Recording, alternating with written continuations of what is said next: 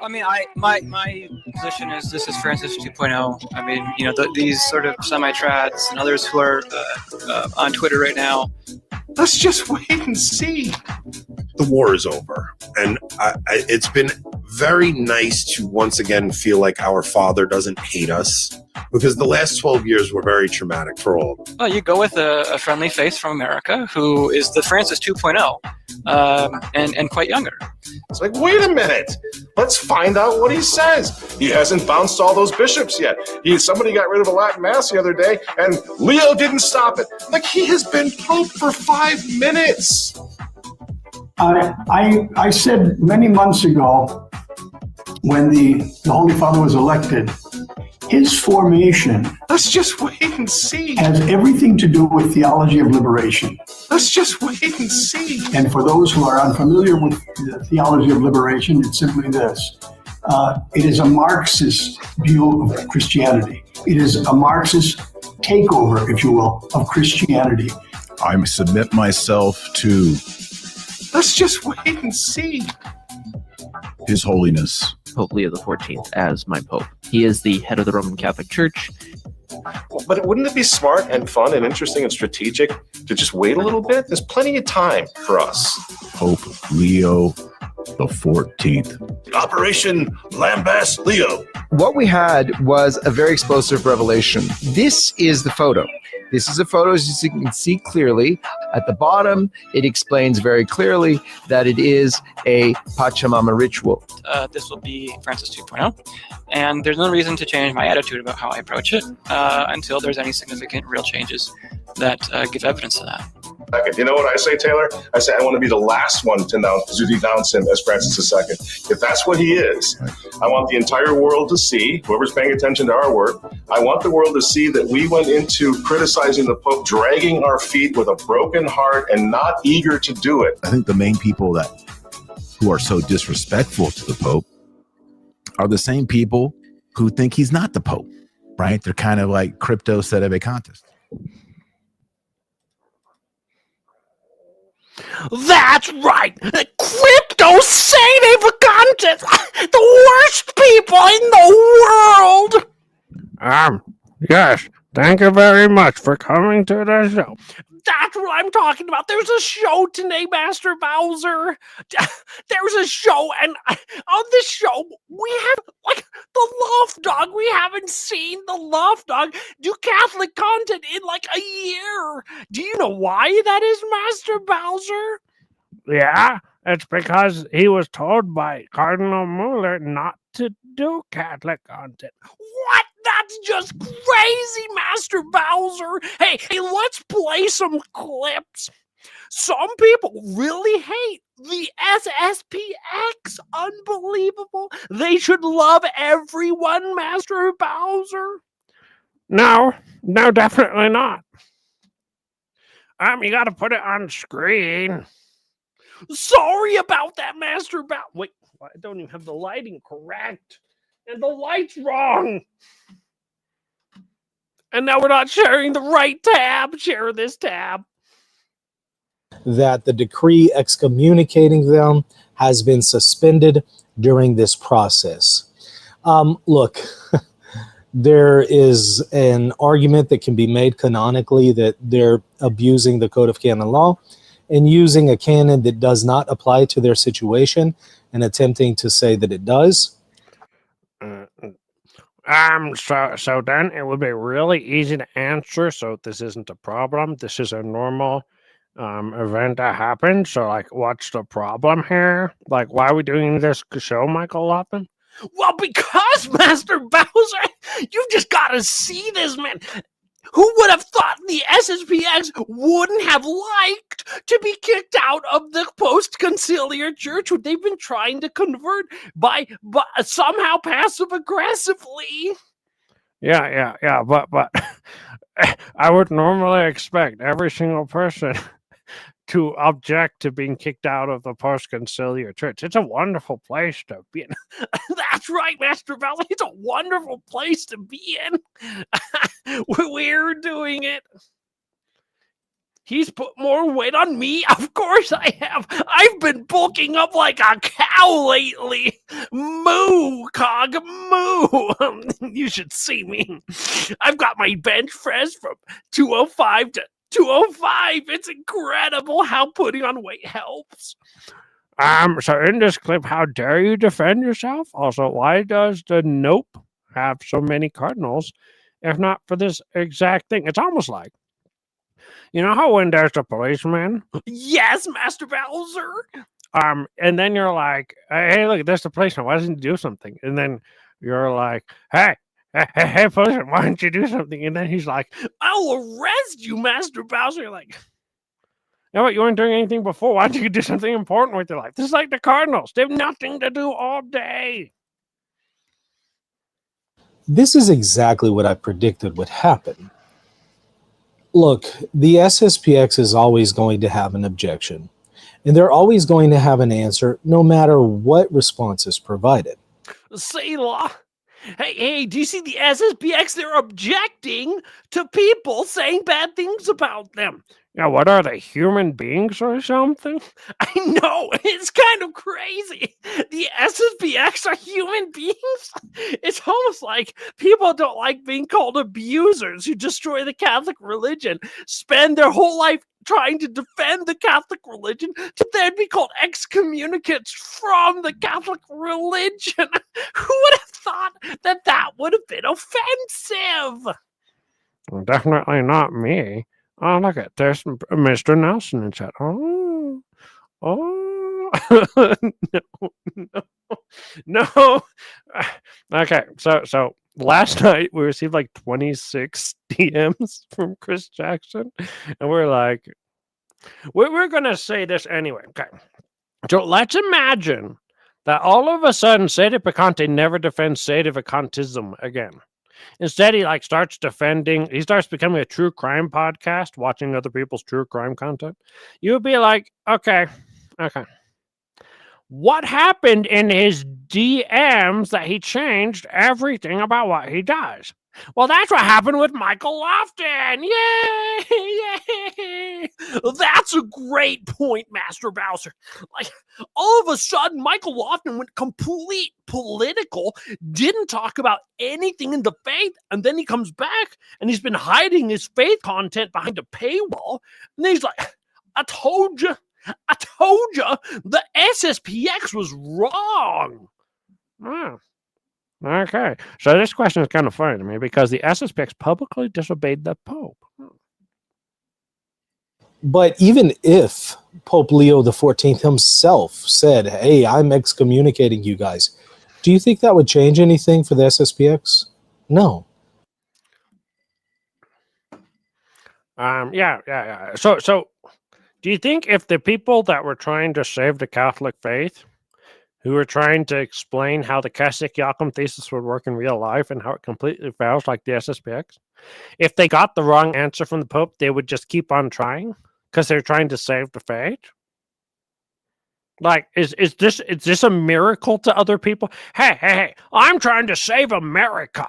Therefore, I think we should get rid of all the non-Americans. Yeah, it's not going to happen. Come back again tomorrow. Tomorrow comes. Hey, I'm trying to save America. Let's get rid of all the non-Americans. I said, no. Why did you come back today? I said, no. It's like, I'm going to do it again tomorrow. What did you expect was going to happen? Well, I don't know, Master Bowser. Maybe the SSPX will just change their mind about everything. So in this clip, Loftdog explains that because the crisis there can never be an answer, the SSPX will accept. That's why it's a crisis. Yeah, but that's most people. I've got a crisis. I don't have enough money. Speaking of money, Master Bowser, we've got some super tips already. Play the drop.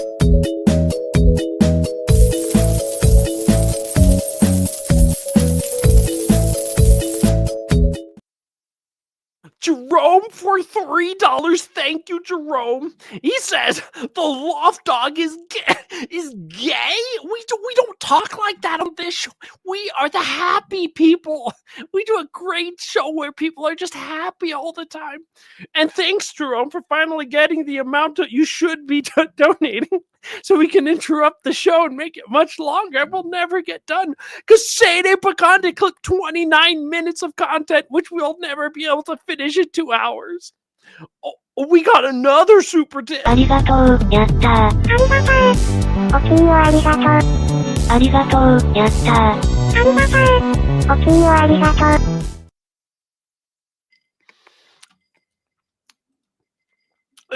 There's a super tip from Peter Nelson. Thank you so much for having me on over the weekend for the special non-woke edition of the Sede Picante Show. You're welcome, Mr. Nelson. On the Sede Picante Show, we believe in being friendly and having people on and talking to them and letting them express themselves unless you're really annoying and then we don't like you. We got another super tip. We're never getting done with the show.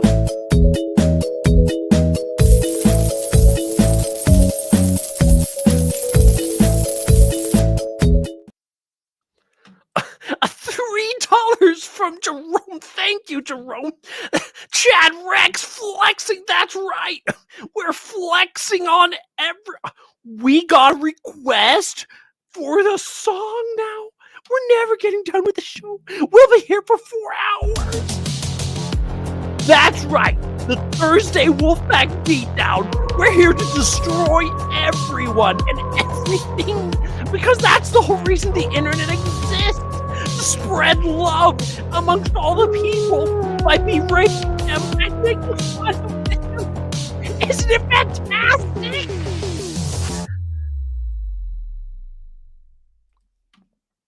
And no. Back to the show. And this clip, Loftdog explains. Yeah, okay, just play the clip. But let's just say that they were. And let's say that the Vatican responds, offers a response and says, appeal denied. Do you think that's going to change anything for the SSPX? No. They will always have an argument. They will always have a response for their position. And ultimately, they're just going to bank on, hey, we got a state of emergency, so we have to do what we have to do. And the church is going to supply us with grace and authority in these extraordinary cases because of extraordinary circumstances and a state of crisis. And yeah, but this is what we would be saying if there was a state of crisis. So like I just like to point something out here. If there's a state of crisis and you have a Zelda picture up in the wall, why is there a Zelda picture up above his left shoulder? Anyway, so if there was a state of crisis and the state of crisis was real, you would say, it's a state of crisis, so we have to do what we have to do. And then you're like going over here saying, look at these people in a state of crisis doing what they have to do. What's wrong with them? We're like, did you listen to what they say? It's like there's two conversations going on and like no words are going through. Yeah, Master Bowser, that's just like this show we're doing, where there's two people on the screen, but only one person talking. I mean, look at all the stuff that's going on in the church, and they're just going to appeal to that. Can someone show Dogma, and they will become SSPXers? You can show someone Dogma, and they will become SSPXers? You can show people canon law. You can show people dogma. You can show people anything, X, Y, and Z. And if they're bent on maintaining the position of the society, they'll maintain the position of the society. And that's a phenomenon with every group. Yeah, it's a phenomenon with every group. For example, the podcasters who don't want to get a real job. They will always have a justification for why it's okay for them to podcast. Oh, wait, play the clip. So, if you're really determined to maintain something, you'll always find a justification for it. Oh, yeah. It's just like what happens when... So, the next clip... The next clip we have to play is the Return to Tradition clip. Because there's something that happened that we all knew had happened, and that was that everybody in Trad Inc. was carrying water for Pope Leo. To return to tradition doesn't prove anything. It doesn't change the fact that everybody in Trad Inc. was deceptively lying about everything else. That doesn't change the fact. They were doing this from day one, except for Matt Gaspers. So Return to Tradition saying this doesn't prove it. But the fact that Return to Tradition says this is pretty interesting, because apparently John DeFool told us that 6 months ago they said that this was all a conspiracy. The cities have been saying this for like a year now, and like the cities and Matt Gaspers are right, and Taylor Marshall, Avoiding Babylon, Michael Matt are all liars. Isn't that funny? And he calls out by name a lot of your commentators who used to be pretty traditional, but now suddenly are talking about bragging that they might start going to the Novus Ordo again. By the way, if you want to know why they flipped, why did they flip? Is it because we got another super chat? What?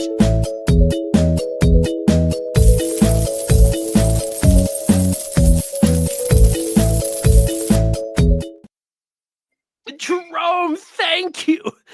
Jerome for $5 says, looks like Loft Dog had his wisdom teeth pulled out recently. He was talking about his brains. Good one, Jerome.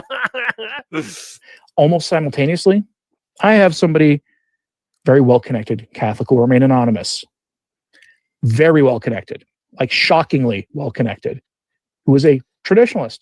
And he found out how that happened. There was a meeting in Rome. So we're talking someone who's connected, someone who's a traditionalist. There was a meeting in Rome. Oh, Michael Matt was in Rome for the last 1, 2, 3 consistories. He's there for all the synods. He's there when all the popes are elected. Oh, I wonder who was at home getting marching orders, who in the very beginning of the show said, let's just wait and see. Oh. You might remember some of these folks going and traveling to Rome and coming back and singing a different tune. And they had a meeting with Cardinal Mueller. Yeah, Cardinal Mueller, who told them to basically stop, to surrender. That's how this happened. There was no money exchange, as far as I know, nothing like that. It was Cardinal, let's not think that the resurrection of Christ was actually true, necessarily in the literal sense. Mueller. All right. So the guy who doesn't believe in the Catholic religion told the the Trad Inc. guys to not criticize Leo. I mean, that's pretty much a conspiracy, am I right? And we love conspiracy theories on this show. This is fantastic. It's almost like Chris Jackson said this a year ago. Wow, what's that? Who did that? Yeah, I'm heated today about this. Please pray for everybody we spoke about in all of this. They need your prayers, especially Bishop Paparocki and your commentators and all the rest who are all following the party line all the way, it seems, down to destruction. Pretty sad. All the commentators who are following their way to destruction. That sounds pretty amazing. That sounds like a time for a wolf pack. Am I right? Let me click the button. That's right. All of Trad Inc. are filled with nothing but mercenaries who take their orders from Taylor Marshall and Michael. That's just the truth. They suddenly disappear. They lose all of their consciences and their backbones. And as soon as the SSPX did something wrong, what happened? Suddenly they're against something again. They stand up for morals. It's almost like this whole entire podcast world is a conspiracy to keep you in the post-conciliar world. Isn't that fantastic? Well, let's go to Michael Matt now, because this show is crazy. Michael Matt, at the end of the show, he's like, Vatican II didn't even exist as a council. He's going to say these words. What do you think about that, Master Bowser? I think we should just play the clip. How about that? Great idea, Master Bowser. Whoa, look it. Chris Jackson who called this thing out. Wait, we didn't even share the tab. Unshare, then share. I know. This was the best part. TLM Ryan's like, I guess it is true that they all were just following the party line. And Chris Jackson's been there picketing everybody with this. They're following the party line, guys. And it was like, yeah, but they've always been doing that. He's like, no, it's different this time. They're really following a party line. And everybody, all the settings are like, yeah, but they've always been loony. It made no difference to the state of a contest. But the biggest scandal with the Leo the 14th pontificate is they had to bribe the media to be on his side. And like no one cares because all the people who already hated him knew he was a scam at the beginning and they didn't care. And all the people who love him, they already don't care about him. This is the worst scandal ever. I need to see people's heads rolling, but guess what? Nothing's happening. Ooh, good morning. This is pretty much the last chance now, if you want to sponsor me, to climb to the rooftop of Africa. Right. That guy's going to Africa again.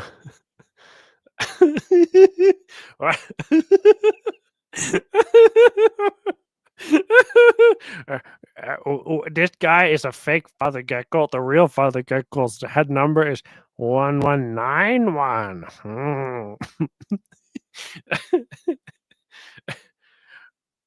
Following the party line or obeying the church? Which is it going to be? What are you going to do? Anyway, so Michael Matt decided he's had this character, right? And all he does is he goes outside and he films himself. He's like, guys, I'm with nature. And I'm there with nature. And I'm loving it. And then he decides to go climb a mountain that nobody knows where the heck it is. I don't know where it is. And then he's like, hey guys, you can sponsor me in nature. I don't know. Point of nature was to be in nature. Kind of apprehensive about this. Not We would like to say Sene Picante did not cause Kevin Davis to crash out. This didn't happen. That's made up. Don't believe it. That's completely made up. Back to the show. not getting any younger, but we will be climbing Kilimanjaro, all 20,000 feet of it, to raise funds for the miners. He's the guy. He's the guy on both sides. Come on. Seminary in Singida. Yes. The Vatican is a Pharisee. Matt has utter contempt for the Vatican. Then why did he tell us to zip it?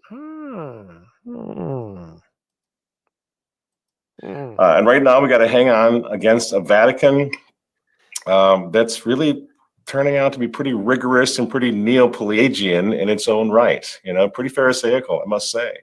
Yeah, the Vatican is Pharisaical. You know, it's doing the same exact thing it's been doing since Leo was there, but now it's Pharisaical.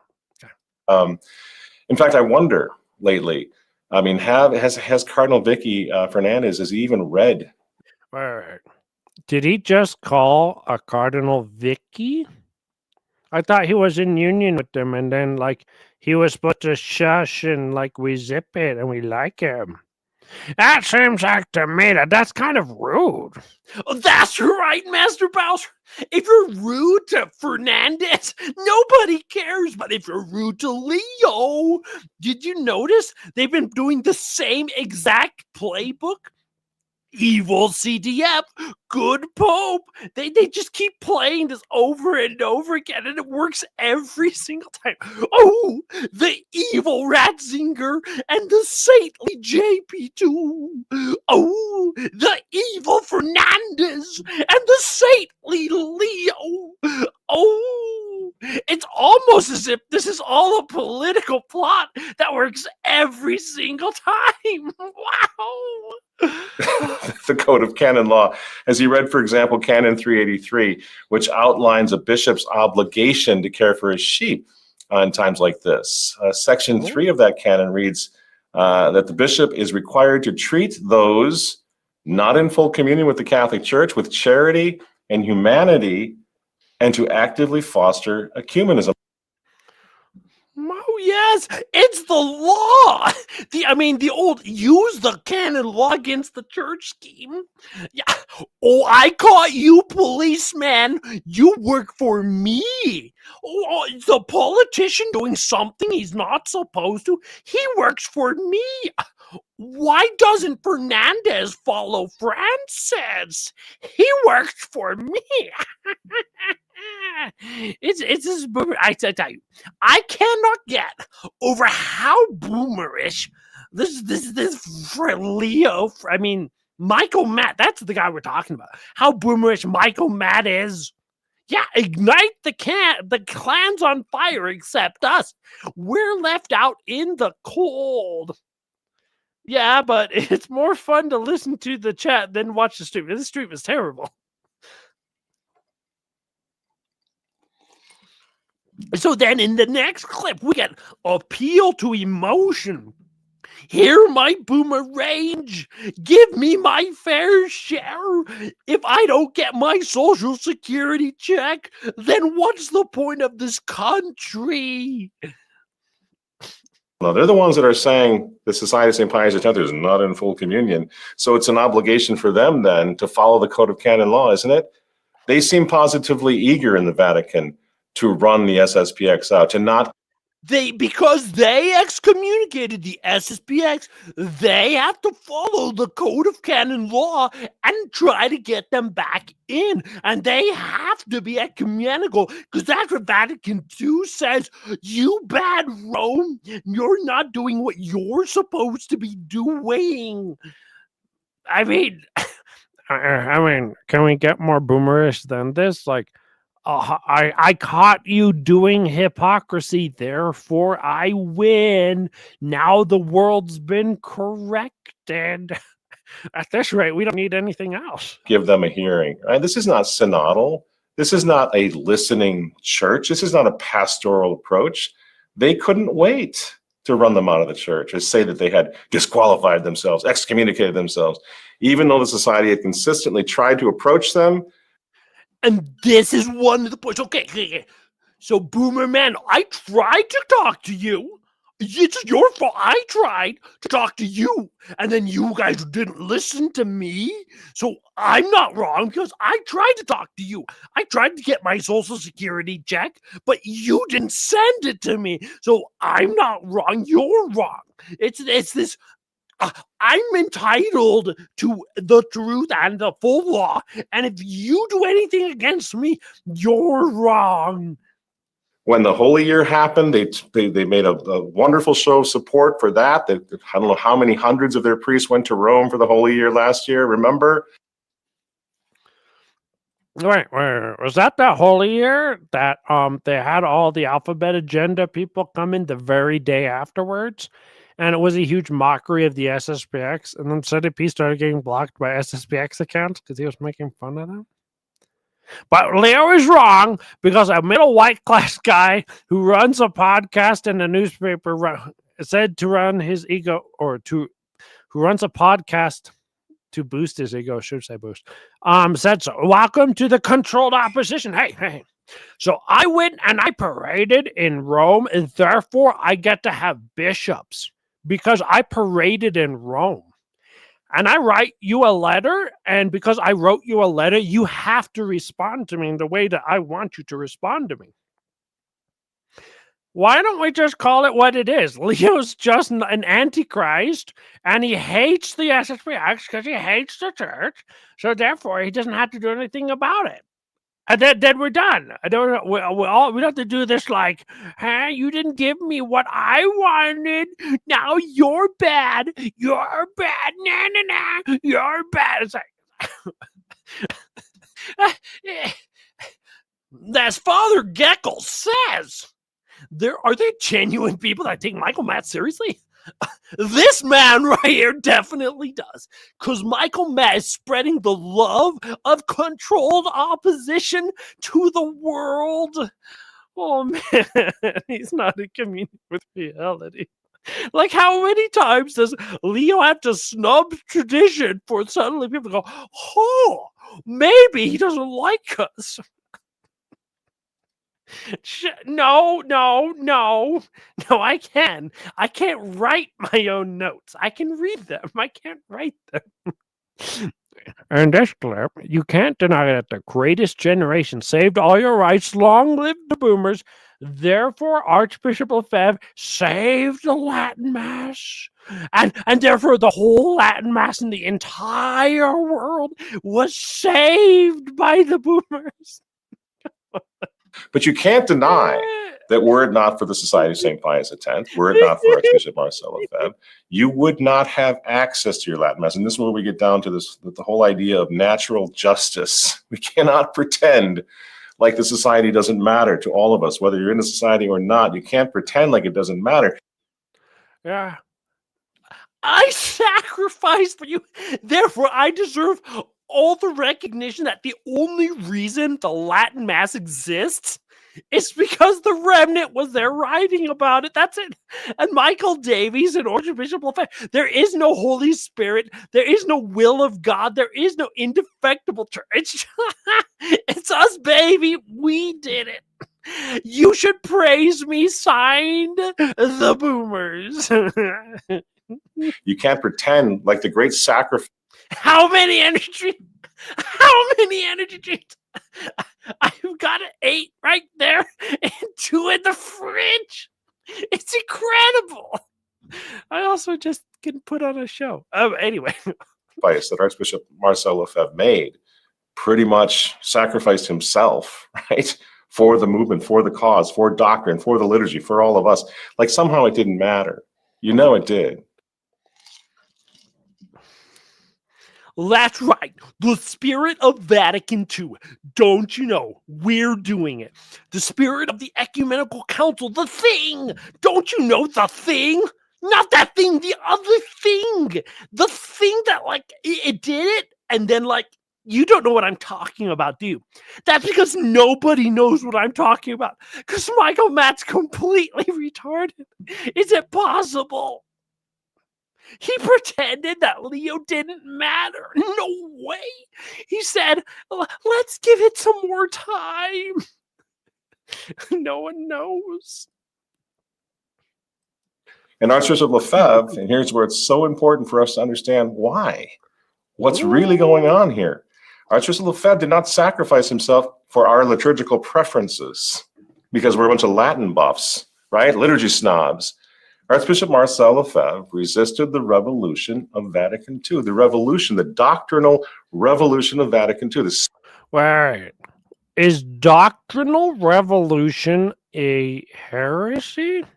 Wait, did Michael Matt just say Vatican II is heretical, of the devil, and not Catholic? No, Master Bowser, because that would mean he'd have to take a stand for something. It's just a revolution. We don't know what that is. There's mortal sin, venial sin, revolution sin. That's somewhere between there. But we don't know what it is, Master Bowser. Spirit of Vatican II, the spirit of Vatican II, the spirit of Vatican II, not just the new Mass of Vatican II. The spirit of Vatican II.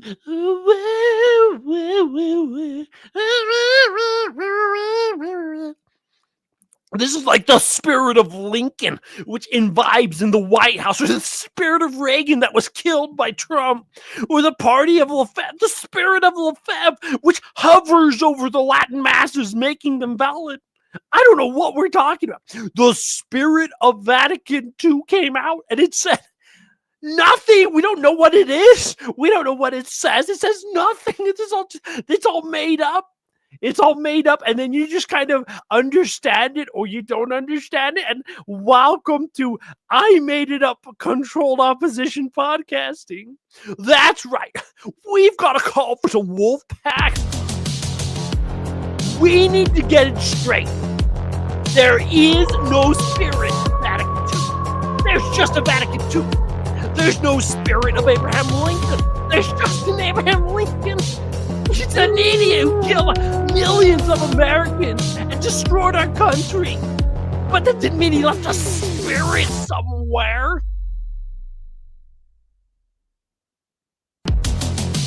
Somewhere over the rainbow is a spirit. And this spirit has been tormenting all of mankind.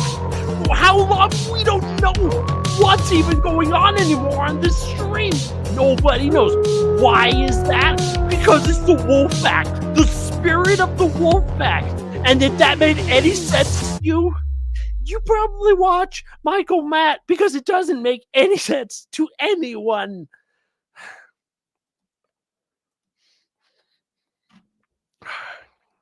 In this clip, we've heard the Ratzinger was the good guy line, so we'll skip it. He did a whole nother 5 minutes. Ratzinger said the church will get small, and then it'll get tall, and then it will play basketball.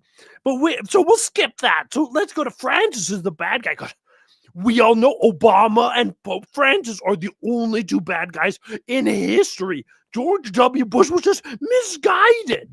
Trump is just misguided when he accidentally bombs people and kills them in the Middle East. It's an accident. It couldn't be anything worse. Go my Social Security fund.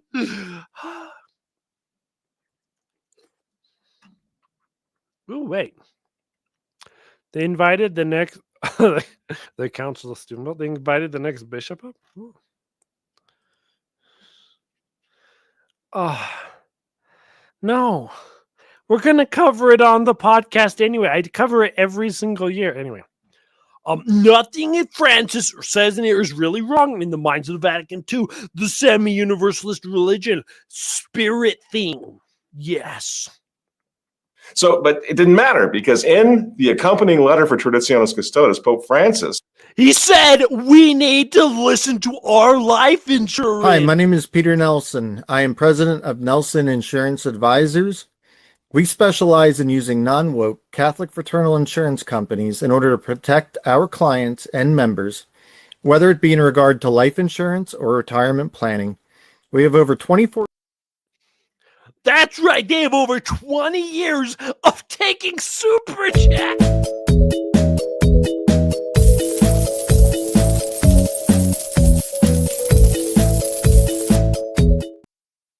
Jerome says for $5. Thank you, Jerome, my man.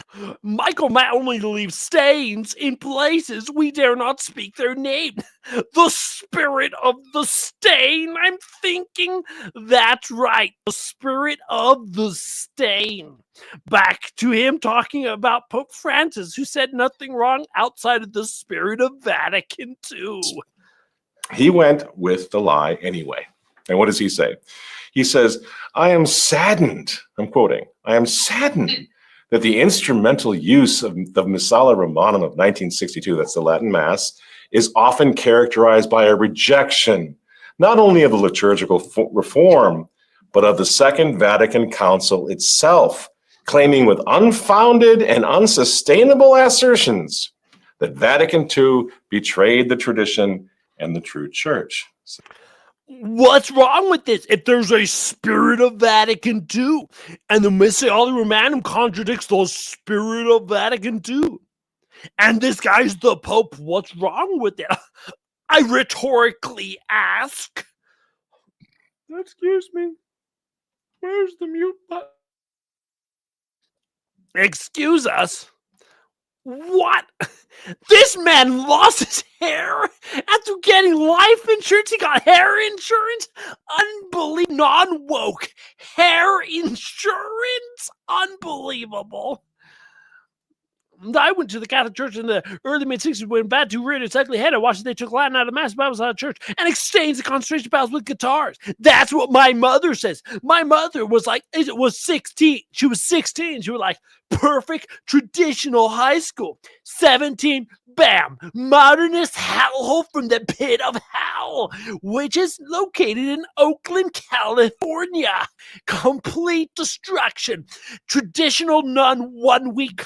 Complete loony, insane, word woman lover. Next week, none with the mini skirt. Unbelievable. You were like the whiplash. Anyway, continuing on. Pope Francis says nothing wrong. He's just saying the Missale Romanum stands in the way of ecumenism, which is the whole point of Vatican II. If he's the Pope, what's wrong? Is Francis. Yes. Let me take over for a second, you insane weirdo. In this clip, note by using the veiled terms like the Spirit of Vatican II, therefore he doesn't have to use the harsher words like non-Catholic apostate or heretic.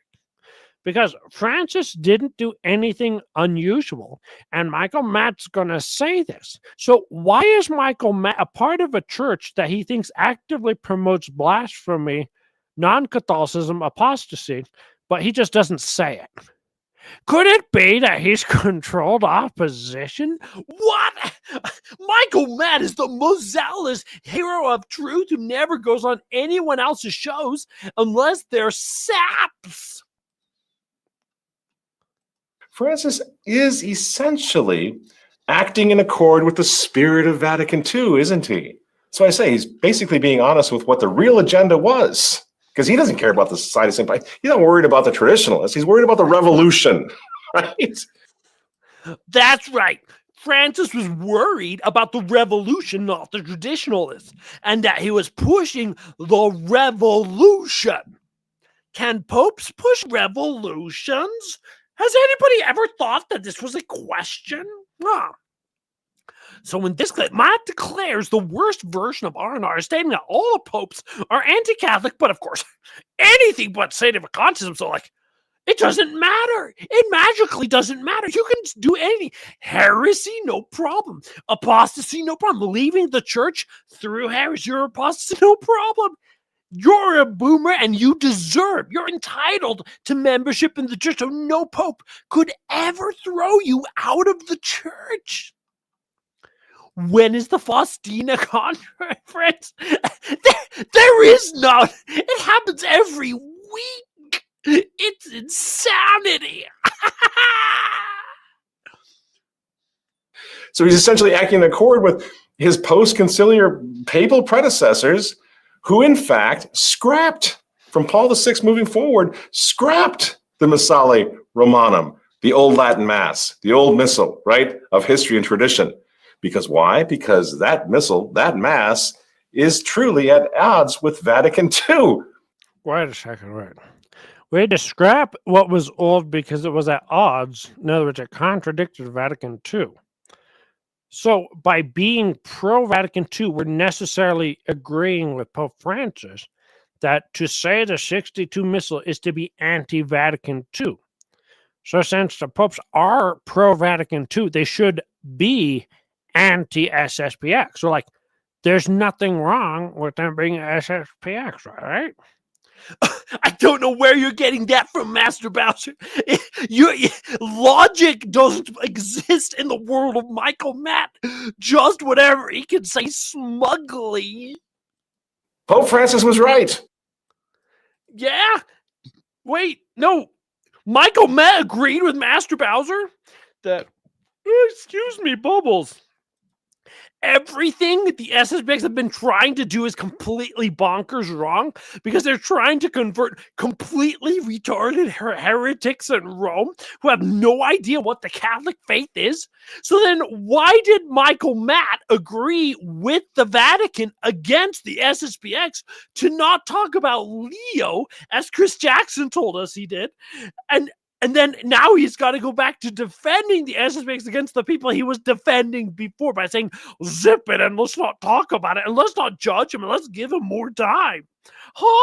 Could it be that Michael Matt just changes his religion every week, whatever the topic is? Wow, that's treading for you.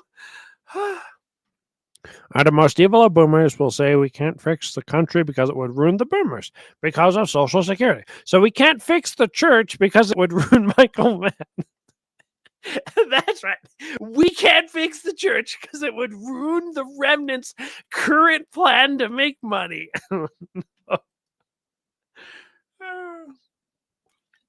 The Catholic Church is literally no longer a safe haven for children.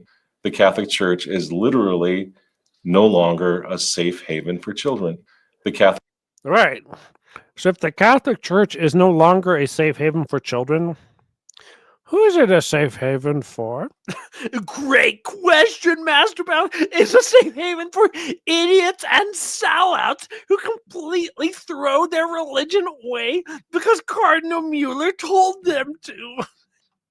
The Church is literally no longer a safe haven for children. Matt would rather talk about the children rather than that he lied about the apostasy, which he just indirectly said like 3 different times. And now he's going to claim that he's always fighting. Isn't this wonderful?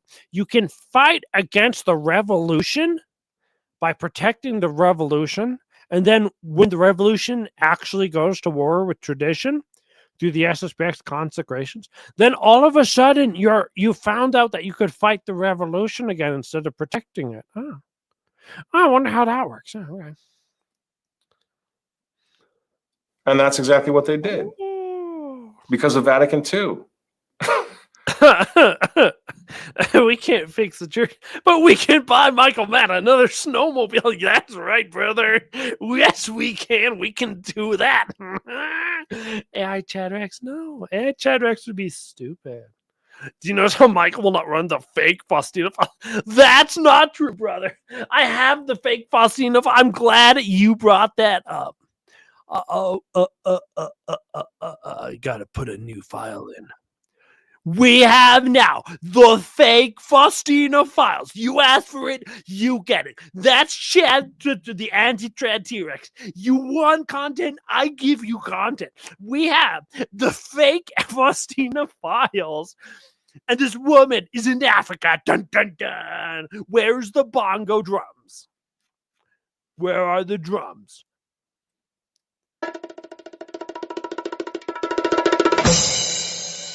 Bongo drums in Africa.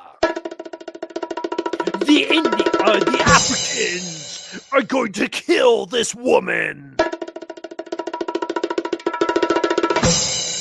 But her love of Faustina saves her. It's a miracle. Play the clip. She started receiving death threats at her home. So she prayed to God and she decided to place the Divine Mercy image facing out on every single window of her home. One day she's at home. She hears motorcycles, vehicles outside, and it's the gang members. They're there to kill her. They take out rifles and they just shoot up the entire length of her home, just up and down everywhere, bullet spray everywhere. So she hits the floor. Of course, she's screaming, thinks she's going to die. She's praying. The shooting stops. They think they've done their job. They leave. She survives and she calls the police, and they all document this. They come up, they see these Divine Mercy images facing outward in all the windows. They see the shell casings everywhere, all over the place on her front yard, but not a single window with the Divine Mercy image broken. Not a single one.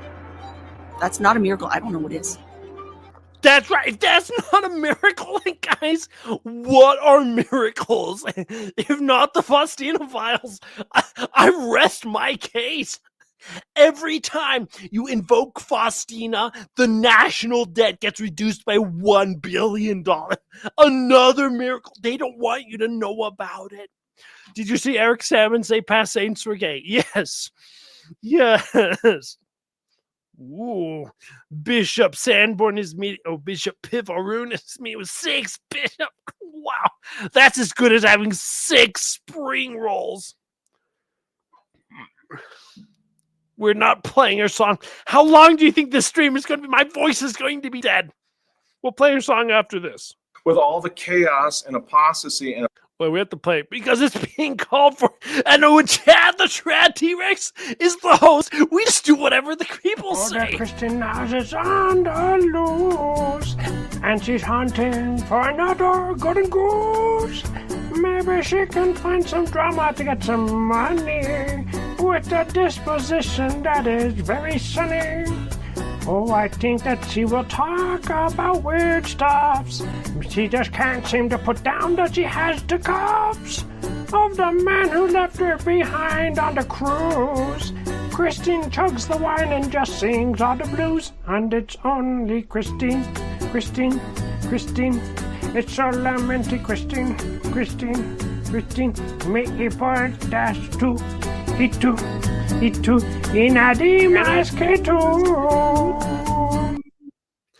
Enough of that!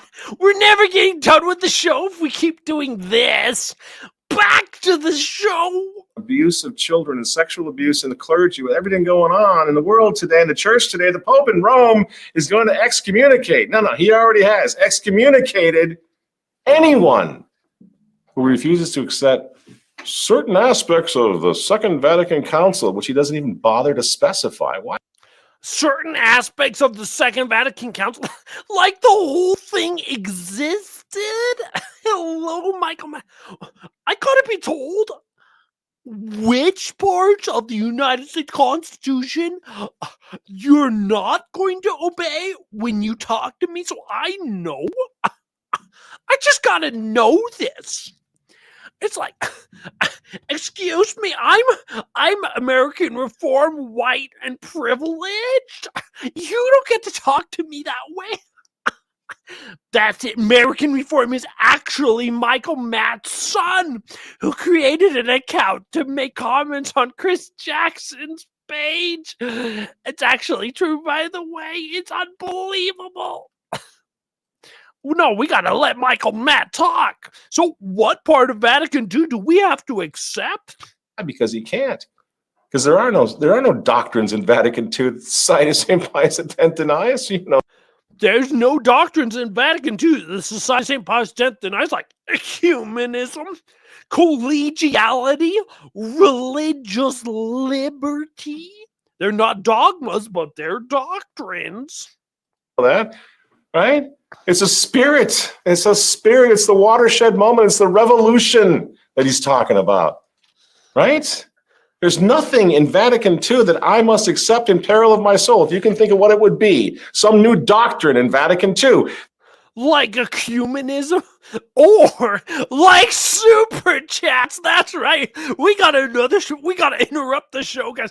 I'm sorry if you wanted a show, but with Chad the T-Rex, you get what you paid.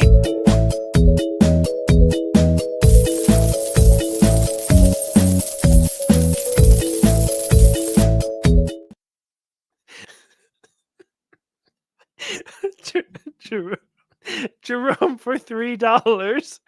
Interrupt the show. Interrupt the show. Thank you, Jerome.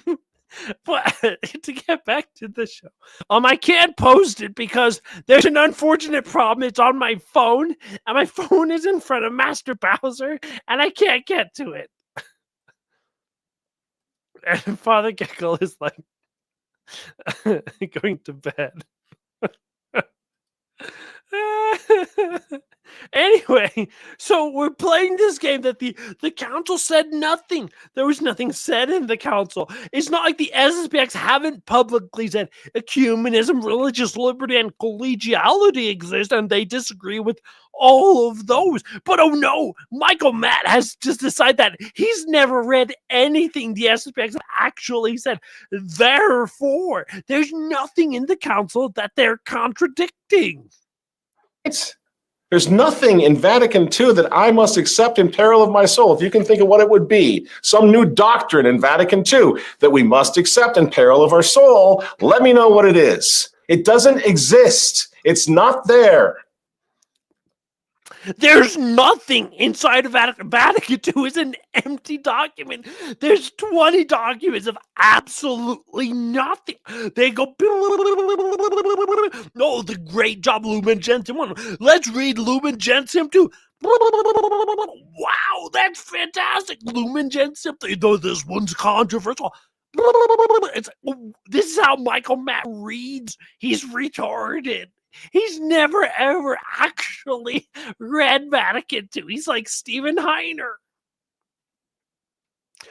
Kevin Davis.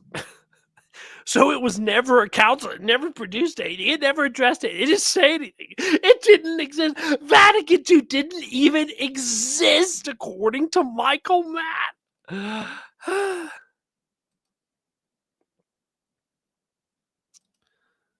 No. And we know. No. And at the final clip, so we've seen Michael Matt say the SSPX are okay because there's nothing they have to accept in Vatican II, except that Vatican II says you have to accept all of it in ordinary universe or its ordinary magisterium, which Satis Cognitum says you have to accept as authoritative. Leo the 13th, Pius the 9th, Pius the 11th, Vatican I, all say the same thing. Ordinary magisterium has to be accepted. And Michael Matt's over here, where in the Constitution does I have to do that?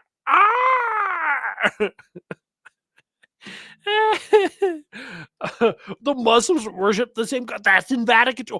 It doesn't say, I declare, I define. I says you gotta believe it. I ain't got to believe it. That's Michael Matt's teaching. If it doesn't say it, I don't have to. Where did it say red light says stop? I don't see any sign on the road that says red light says stop. I drive how I want to drive, copper. This is a free country, copper. That's a praise Trump. Praise Trump. Free country. Sorry. No. He did, though. He did say that.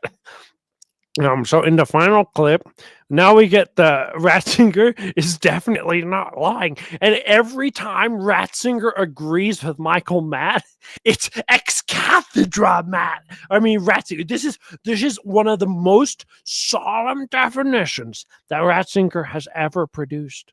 Well, this is true truth. There's fake truth, like what Kennedy Hall says, but this is true truth. This is like so true. It's true. Truly truth. And we know that this council of the media was accessible to all. It was dominant, more efficient. This council created many calamities, so many problems, so much misery in reality. Seminaries closed, convents closed, the liturgy was banalized. And the true council has struggled to materialize, to be realized. That's right. We just don't. The true council was defeated by the spirit of the fake council. So we had to go and defend the spirit of the fake council, Leo, in order to save the true council, which was made by St. Paul VI, who also destroyed the Latin Mass and tried to destroy Lefebvre. And somehow this makes sense. Excuse us while we burp. Now we gotta do, okay. We've got the Sela Cash show spot. Timothy Flanders is beyond dumb. You know how dumb beyond dumb is? Timothy Flanders.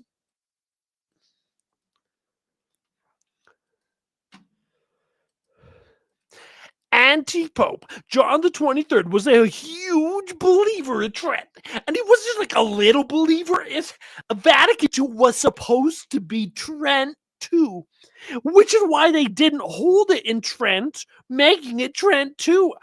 Make it make sense? You can. And it's clear to see why if you read Wicks, because obviously John the 23rd was highlighting these Tridentine figures who were involved in the Counter-Reformation, and he wanted to make Vatican II into a new Trent. He wanted to make Vatican II into a new trend? Wow! That's incredible.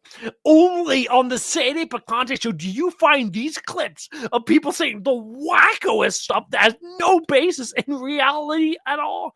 John the 23rd was a notorious modernist that people knew about. And it was placed on the index of suspicious figures. Huh. And Vatican II is still being implemented, and it still has the potential to be a new Trent, but only if we receive Vatican II in a non-superficial way. If you receive Vatican II, the real spirit of Vatican II, then it becomes Trent II. If you receive Vatican II in a superficial way, like reading the documents, reading the official interpretations, then it's a heretical council. By the way, Vatican II said it wasn't a dogmatic council, and Trent says it was. But, like, really, what Vatican II was really trying to do was to only say, I was supposed to get rid of all the chapters and just only do dogmas. That's what the real Vatican II is. The real one that they stole from you. In other words, Timothy Flanders has gone batshit insane. Literally, there's nobody in the entire world who believes this nonsense except for professional Catholics. Professional Catholics are the only people you can just lie to your face about the faith, and they don't give a crap. Good night, Jerome. Take care. You can just come back. We're only halfway through the show. We're going to be here all night.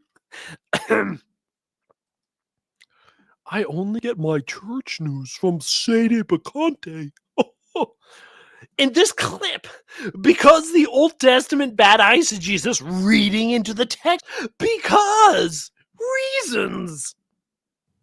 And then he has that same How exchange. do you know? The Lord says, "What are you doing?" He says, "With zeal have I been zealous." Oh, yeah, that's right. We should invite the actual one who told us to review this. Phil Gonzalez. I haven't watched it. You can watch it with me. This is incredible. Aren't you excited? The real spirit of Vatican II is coming to you. No, this is fantastic. Let's get Master Bowser off. Yes. And then the Lord gives him a direction to do the will of the Lord. Who? And then he says, Ezekiel. No, Elias. No, Eliakim. Someone with an E. Elias? The Lord says, I will leave me 7,000 men in Israel whose knees have not been bowed before Baal. Because he said, I alone worship you. And he's like, no, there's 7,000 more. I thought it was 1,000 more, but maybe he said 7,000. Right, play. Let's go. And this is what St. Paul references when he says, behold, there is a remnant. So what is what I don't think that's what St. Paul was talking about. No. St. Paul was literally just rereading Old Testament passages. You're insane. What is going on? He's literally this guy's an idiot. This is called literally the title of this video is When God Destroyed His Own Liturgy. There was no liturgy. We have 6 minutes more. We have 6. We'll get to it, Phil. We will. Well, what I took from it was, first of all, the reality that God destroyed his own liturgy before. Oh, what? There was no liturgy in the Old Testament. God destroys his own earth, then God destroys his own liturgy, and then God destroys his own nation. What's left? There's no liturgy in the Old Testament. There's temple ritual. Yes? But people weren't allowed in the temple ritual. It was the Levites. That was it. Like Yes? I don't understand this analogy. I couldn't even watch the video. Just the title itself was like making my brain like go into tilt. This is what I got from this, though. Yeah. If I just put my personal interpretation over the Old Yeah. Testament, Oh. I should be able to have 400 wives. God said Muppets should be allowed. 400 wives, yes. Yeah, 400 wives, man. One's more than enough. Like, I didn't even hear you come again until you played the Cavazos clip. It was so confusing. I put the Cavazos clip in this clip? When did I do that? Kerbongos, is it? Yeah, the Kerbongos.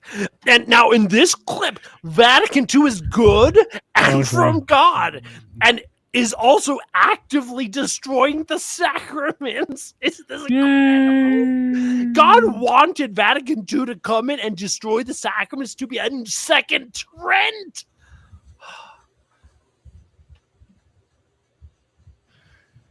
In our time, there are many people. We are talking about the liturgy. We're talking about all these liturgical controversies. Yeah.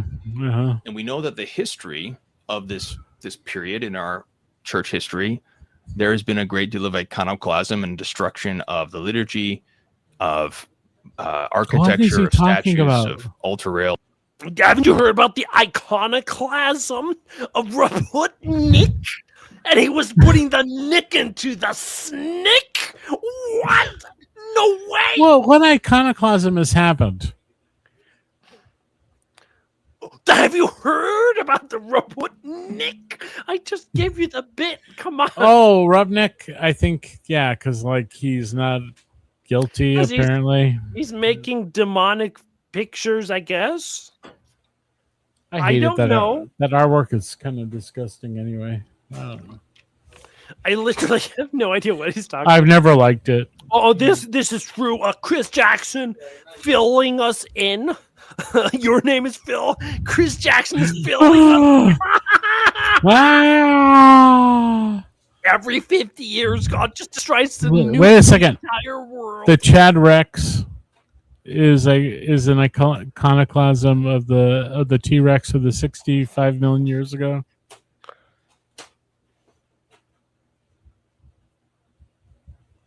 All sorts of different things have been destroyed, and it All is a sorts great of things. tragedy and a great cross that our including the Douay Rheims Bible, which is right there in front of him.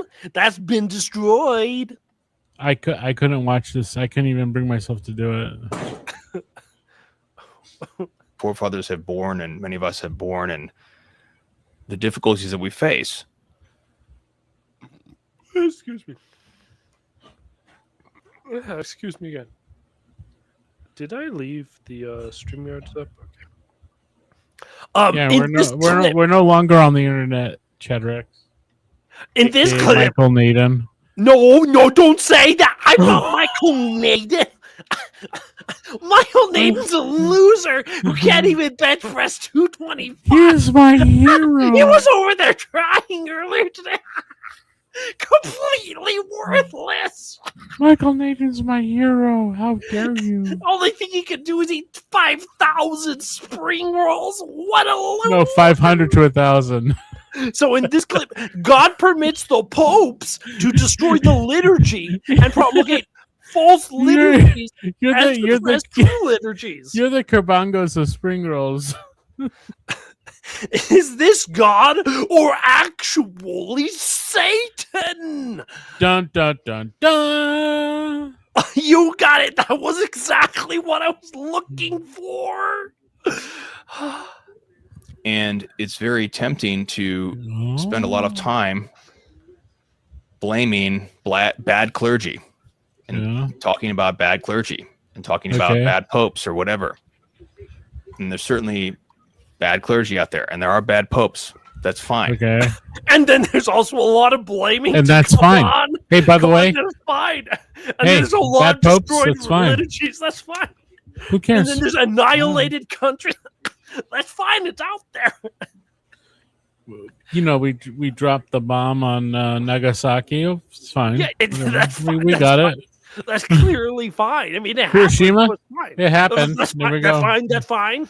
And here we are. Or Agent Orange. That's fine. Fine. Yeah. Hey. Don't Not talk Agent about my Orange. best friend, Agent Orange. That's real. But the fact is that God permitted real. this. That's the fact. Oh, God permitted the fact us is that to God do it. permitted this thing to take place. That's right. Nagasaki, God permitted it. God permitted it. Hiroshima, Yeah. God permitted it. D-Day, God permitted it. No, he didn't. That one was No, the he hand did. of Satan. That one was not permitted. You're getting it wrong. Chad Rex, come on. Why did God permit all this, Phil? So you could watch the catatonic newscasts. No, because of a random Old Testament story that I decided today was important. Oh, that that's no right. one has ever I heard of forgot. before. That's right. Yeah. He forgot the point of the show he came on to. Why did God permit all of these things to take place? Why? Well, I think if we look at the life of Saint Oh, because Elijah, Eliud killed Yeah. that king with his left Yeah. hand. Yeah, I remember Yeah, that yeah, one. yeah, Yeah, yeah, that's why it happened. Yeah. Yeah, and then Samson got drunk and blasted at a party. God was all about that, right? Hey, by the way, he was a Nazarite. Yeah, He got drunk, yeah, touched dead bodies. yeah, But as long as he didn't cut his hair, he's fine. yeah. That's what I'm talking about. It wasn't like God didn't You don't curse have to- him you don't- and you don't have pull to his actually- eyes out. You don't have to. You don't have to obey all the laws. That's right. That exactly. So back to Flanders saying it's because of Saint Elias, therefore God wanted to destroy Yeah. the traditional Latin Mass. I have no idea what he's talking about at all. He's going to say it right now. Okay. we can see this whole history. We're not going to get into all the details, but the long and short of it is that God destroyed his own liturgy. There's no first liturgy in the Northern Old Kingdom, Testament. meaning God permitted the liturgy to be destroyed. Yeah. What? Yeah. The liturgy grew out of the synagogues, which has nothing to do with temple worship. Wait, are you reading the note? That was my job. Oh, okay. Sorry. There was no liturgy in the Old Testament. It didn't In fact, exist. It even says in the book of Kings 3, if these people go off to offer sacrifice, where's liturgy? In the house of the Lord at Jerusalem, the heart of the people will turn to their king, Rehoboam, the king of Judah, and they will kill me and return to him. So God then said, well, I'm allowing this Jeroboam to go and make golden calves. Wait, what? Yeah, Is that in, what Timothy in Flanders is Bethel saying? and Dan. Yeah. Remember he built those two calves in Bethel and Dan? And it became an occasion for sin? Oh, Did just an Flanders occasion, just say though. that God enforces sin on people? Isn't YouTube just an occasion for sin? No, it's an occasion for stupidity, which is the near occasion of sin. But it is not sin itself. Maybe Bethel is YouTube and Dan is what's the other one? It's what starts with an R. It's not Odyssey. It's the other one. Odyssey, Ulysses, Odysseus, Iliad. The R one. I have no idea. So, Whatever. So anyway, in the Council of Trent, it says, God the Father of mercy, so ordaining that another priest should rise according to the order of Melchizedek, our Lord Jesus Christ, Yeah, who but might that's consummate and lead to what is perfect, as many as were to be sanctified. Yeah, but Melchizedek is a different. It's a different thing altogether.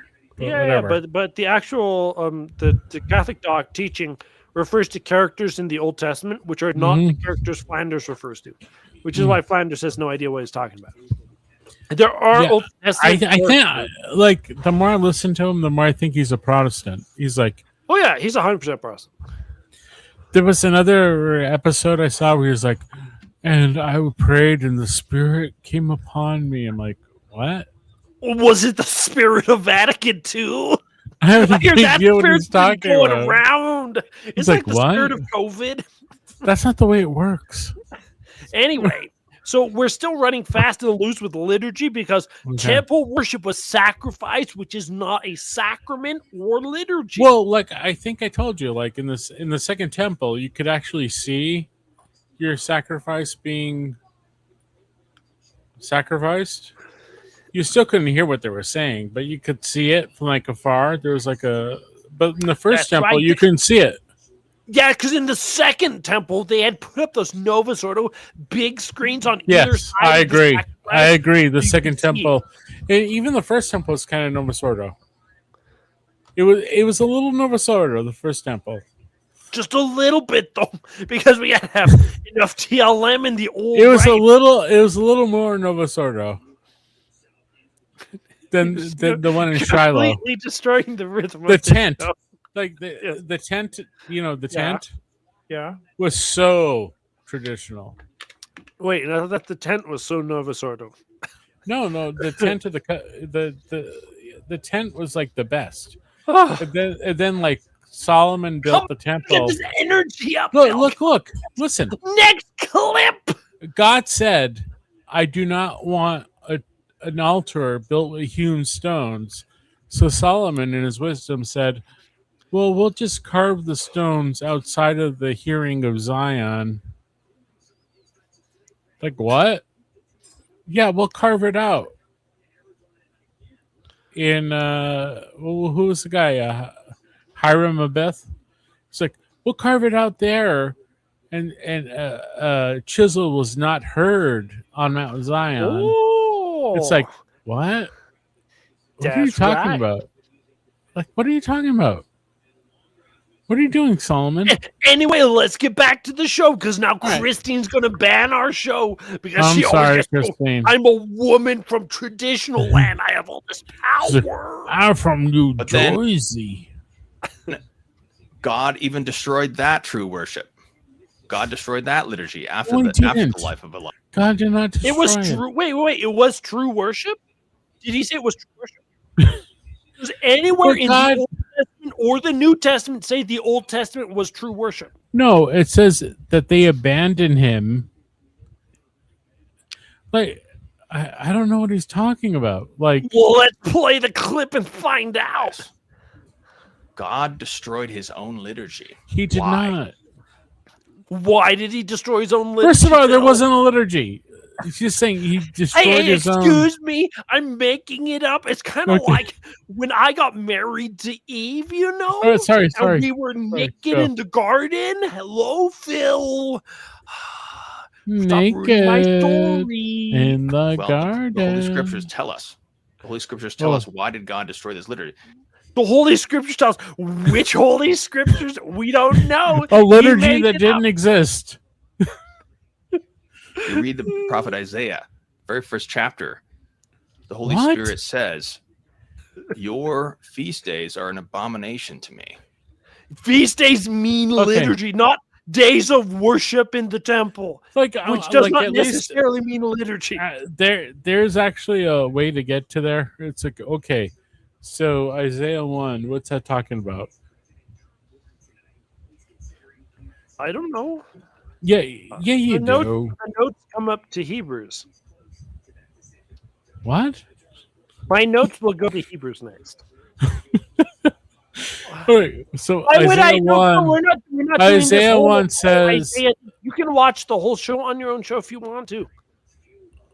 no, but I'm trying to figure out where he's coming from. That's all. I have brought up children and exalted them. They've despised me. The oxen Right. run with his owner in the ass's crib. Woe to a sinful nation. Let's do Control F liturgy. Yeah, No, the it's great not- city, the great city that was once They're forsaken me, and I will holy has strike become a them. harlot. In I Isaiah like 1, harlot. right? Okay, I'm look harlot. Yes. Yep. Yes. But what does that have to do with what he's talking about? This word here is what Sede Picante is all up. Wait, it's not on the screen. You know what he should have done? He should have read Ezekiel. Ezekiel is better for his argument, right? Yes, it is. So is Lamentations. But. So Ezekiel, no, because Ezekiel and Ezekiel 8 says that there's like many women who are weeping over Tammuz in the temple. It says that there are like, I think it like says 70 priests facing east instead of to the sanctuary. Oh, look at this text I just found. I didn't even know that this text existed. He will destroy the wicked How would and you the not know? sinners, and then they that have forsaken the Lord shall be consumed. Do you mean the liturgy of the Lord was being done by wicked sinners? No, they weren't wicked. They just didn't know. Hey, but like, and then in Ezekiel 10, right? Do you know Ezekiel 10? Where it talks about the glory of the Lord moving from the sanctuary. Okay, Ezekiel 10. Okay. Yeah, it moved the glory of the Lord.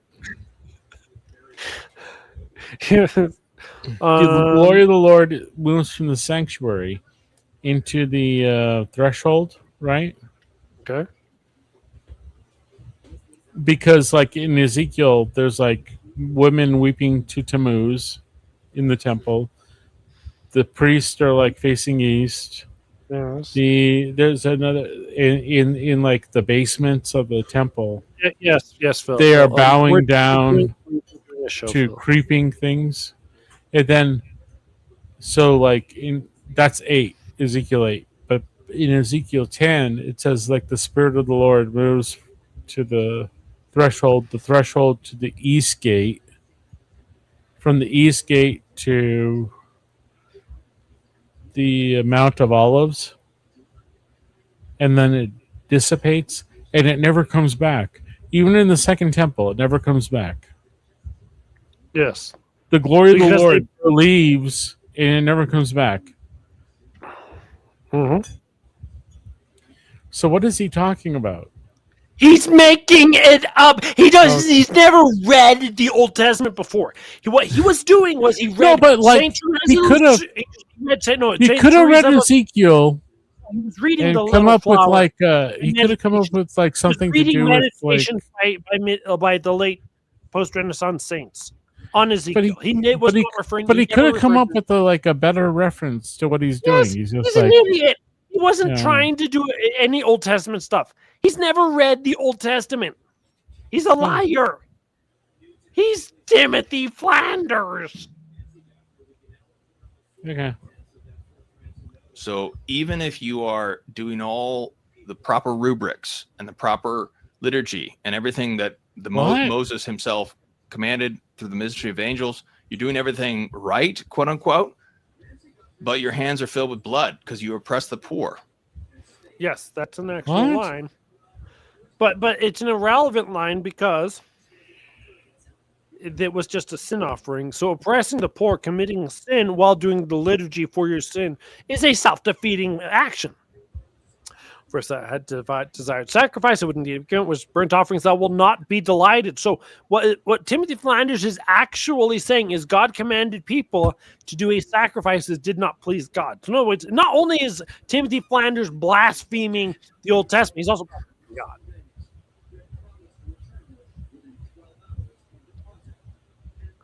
And this was indeed with that clean oblation, which cannot be defiled by any unworthiness or malice of those that offer it, to Trent 22. And this is important because by saying that God is allowing his Hence, sacrifice, we see that the Old Testament sacrifices and the sacraments of the Mass are different in power. yeah, the kind of power is different. The Old Testament sacrifice is tainted by the sins of those who do it. But the New Testament sacrifice, which is the sacrifice that Timothy Flanders is talking about, is untainted by the unworthiness of the person who offers it. But Timothy Flanders is directly contradicting session 22 of Trey.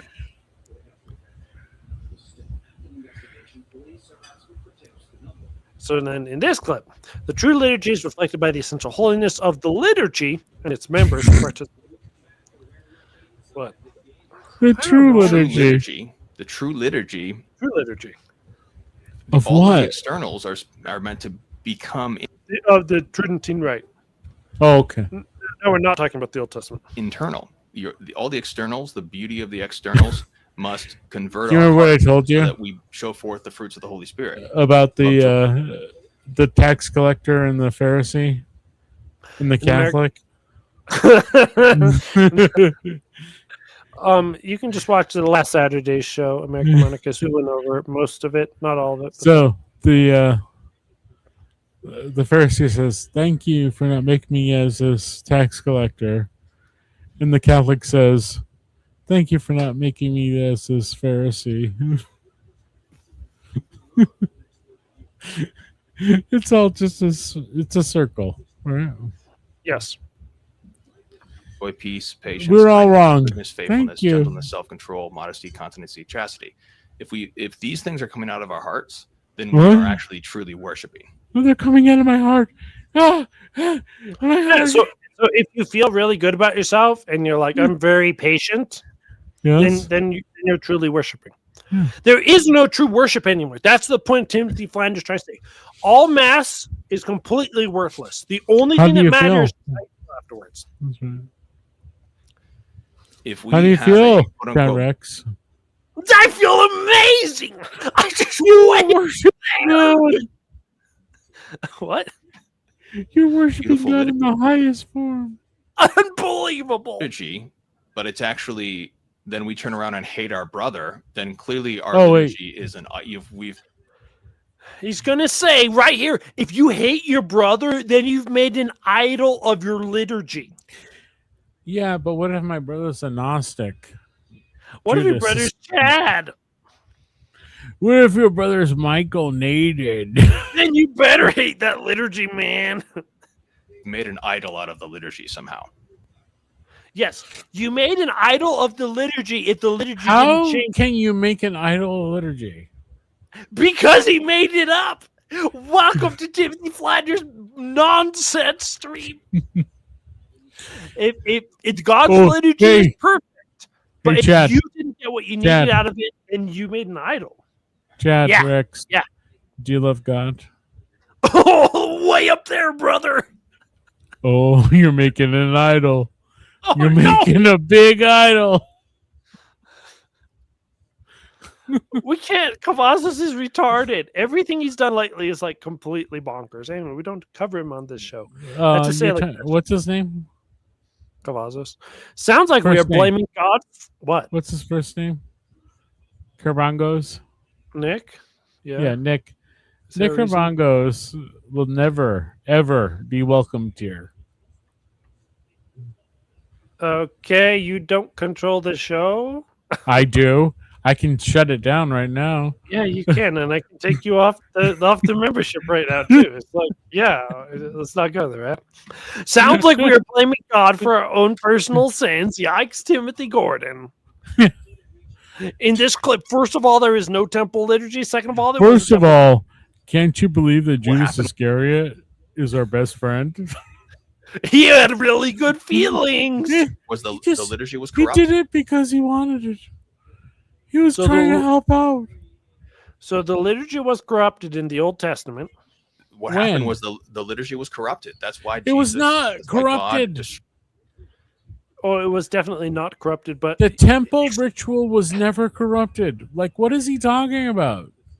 Phil, he made it up. It's called lying. He's lying. He's committing mortal sins. Okay. So This man when is I committing slaughter this animal, I corrupt it. sins, okay. What? It's just a temple ritual. That's all it is. There's no way to corrupt Droid. it. his own liturgy. He destroyed his own liturgy in Jerusalem. He destroyed the temple that he had sanctified. He said he would sanctify he the temple with destroyed his the name. And he did. temple.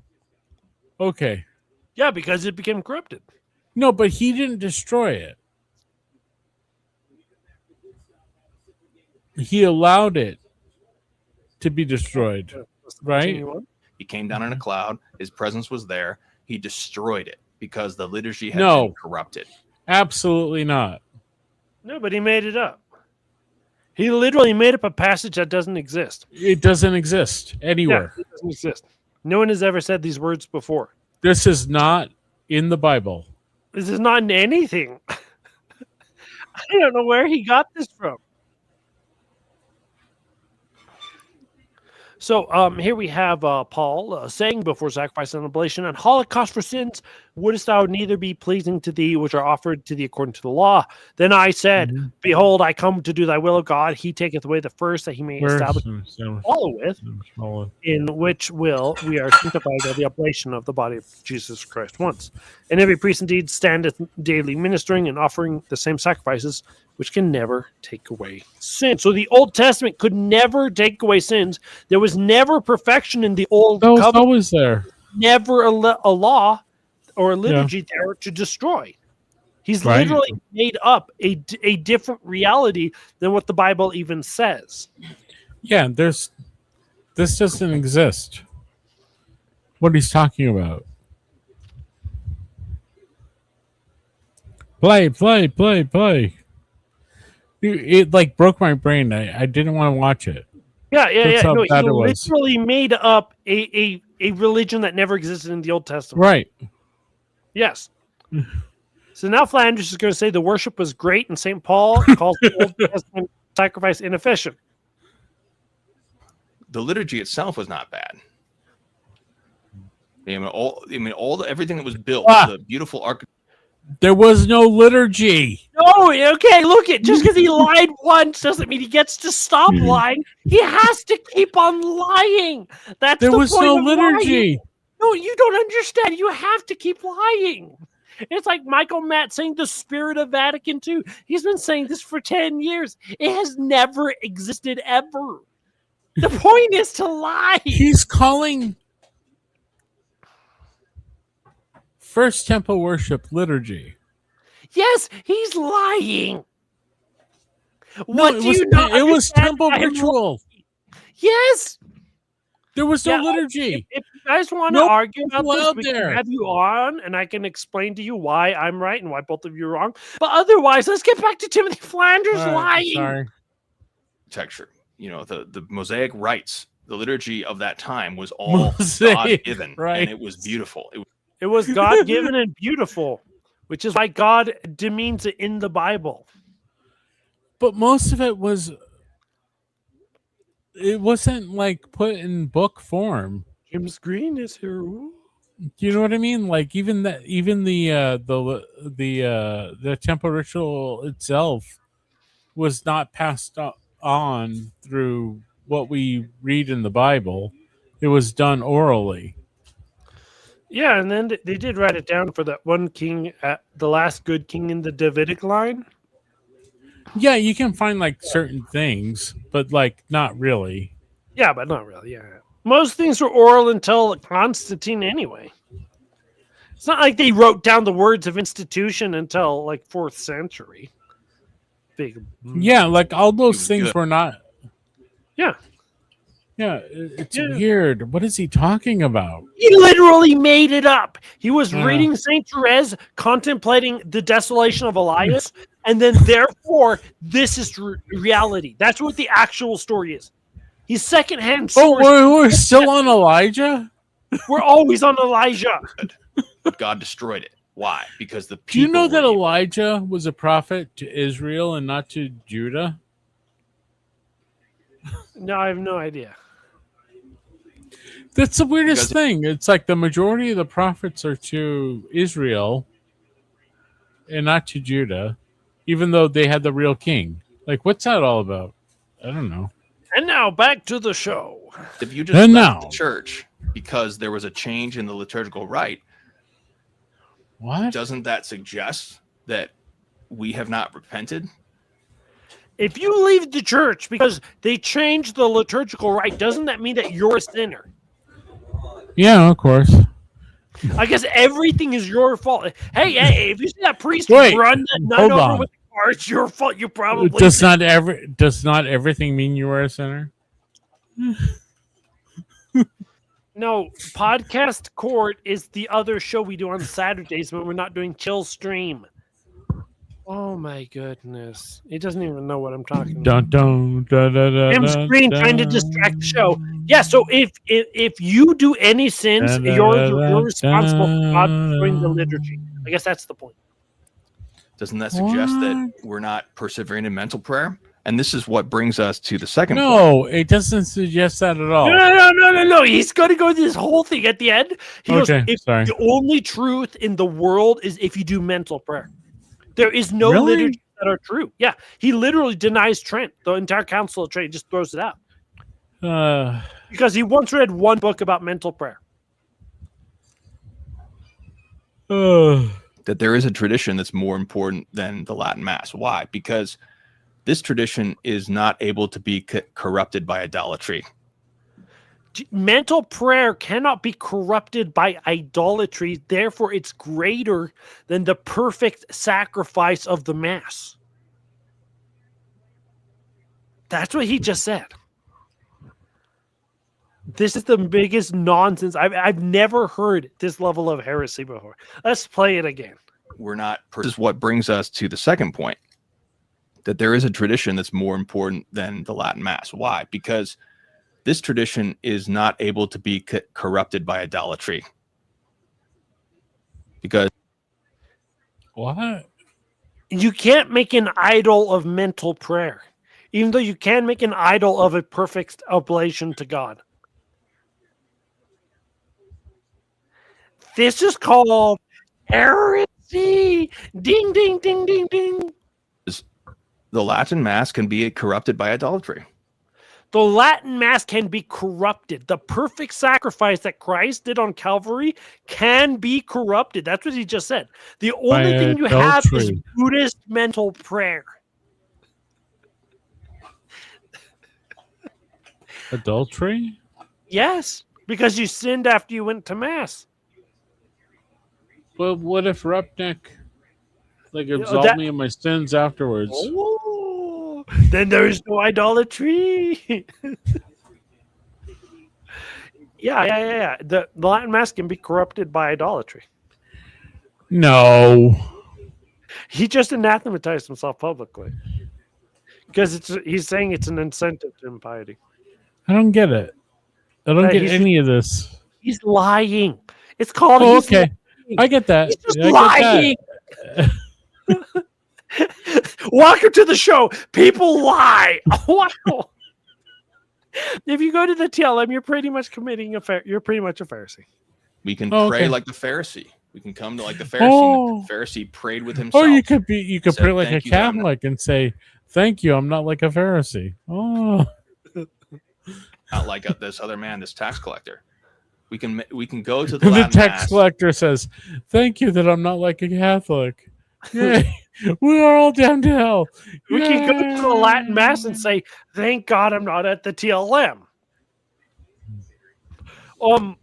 But shouldn't you say that because you're purposely going to the TLM to avoid the Novus Ordo if you're a Novus Ordo Catholic, right? No, so it's not I am a Novus Ordo Catholic. I don't care. Well, yeah, but if you were like purposely avoiding your Novus Ordo Mass to go to the TLM, I avoid nothing. You avoid sleep, apparently. And play the clip. Using the Latin Mass in particular. Say, well, thank you, I'm not like these Novus Ordo Catholics. If you're praying like that, how can God accept that worship? Yeah, God doesn't accept the worship of the Mass if someone who attends it has a bad attitude, even though the Council of Trent says the exact opposite. Look, God doesn't like any of this, all right? By the way, the charismatics do that all the time, but they get I know they do. Pray. So it's like, why is he picking on the TLM members? I don't know, but God doesn't like any of us. Okay. No, and so he ends the show with the only infallible tradition is mental prayer. The only the one I personally like.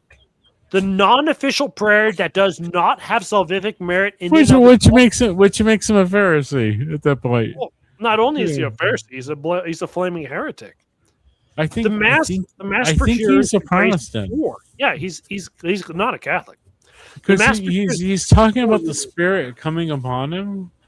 Like what? What are you talking about? It's fantastic. So, what is the tradition that cannot be corrupted by idolatry? It is the tradition of mental prayer. He's so holy. The tradition of mental prayer cannot be corrupted. Everything else can be. Yeah, that's the only one that can't be. Mental prayer is the one. Excuse us, traditional Catholic sermons. We have literal heresy we're watching. Can you stop talking about Stephen Cox? Hey, there's heresy. I don't care. I want to talk about Stephen Cox. There's a house burning down. I don't care. Have we talked about Stephen Cox? We did a whole stream on it. I'll have you on Saturday if you want to talk about it. Just give me a time if you want to talk about it. Hey! While we're on the show, why don't we Chad Rex. show?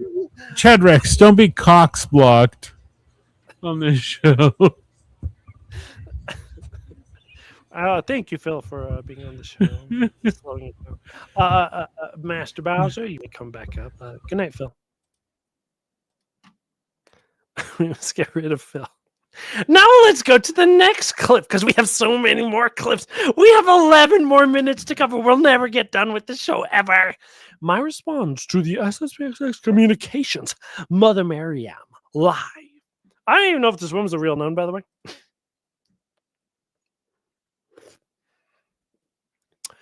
In this clip, apparently you can anyone a heretic in the Novus Ordo religion, and nobody really cares anymore unless you're SSPX. You can anyone a heretic? Phil! You said you can anyone a heretic. Who came through Cardinal. That's not even a sentence. Hernandez. Yeah, but you don't need to be on the show anymore, Phil. Come on. You can see yourself out. What is wrong with you? Go away.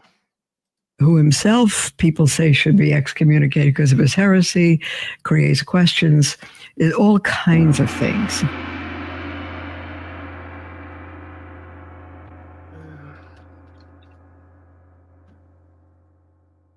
Not that. Members. My wife worships me!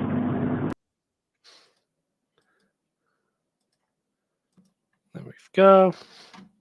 Thank you. In this clip, Mother hopes you will agree with her, but she can't tell you if the SFX are right or wrong. The religion of we just don't know. Yes.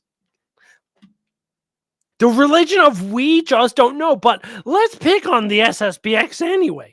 Now that the show's completely gone to crap because we got so mentally bogged down. But I'm going to tell you where I stand. By telling you where I stand, I'm hoping that you also will stand with me, not because I have the answers to everything, but I believe that our Lord has done a work in my heart. Should the church have excommunicated the SSPX for what they did? I cannot answer that, but they did. The Pope did. Should they have? We just don't know if it's right or wrong. We can't figure it out. Excuse us. We're now drinking a sugarless Dr. Pepper. We can't judge whether a public event should have happened, but we will hope that you'll decide to be with us. Welcome to Attacks on the SSPX.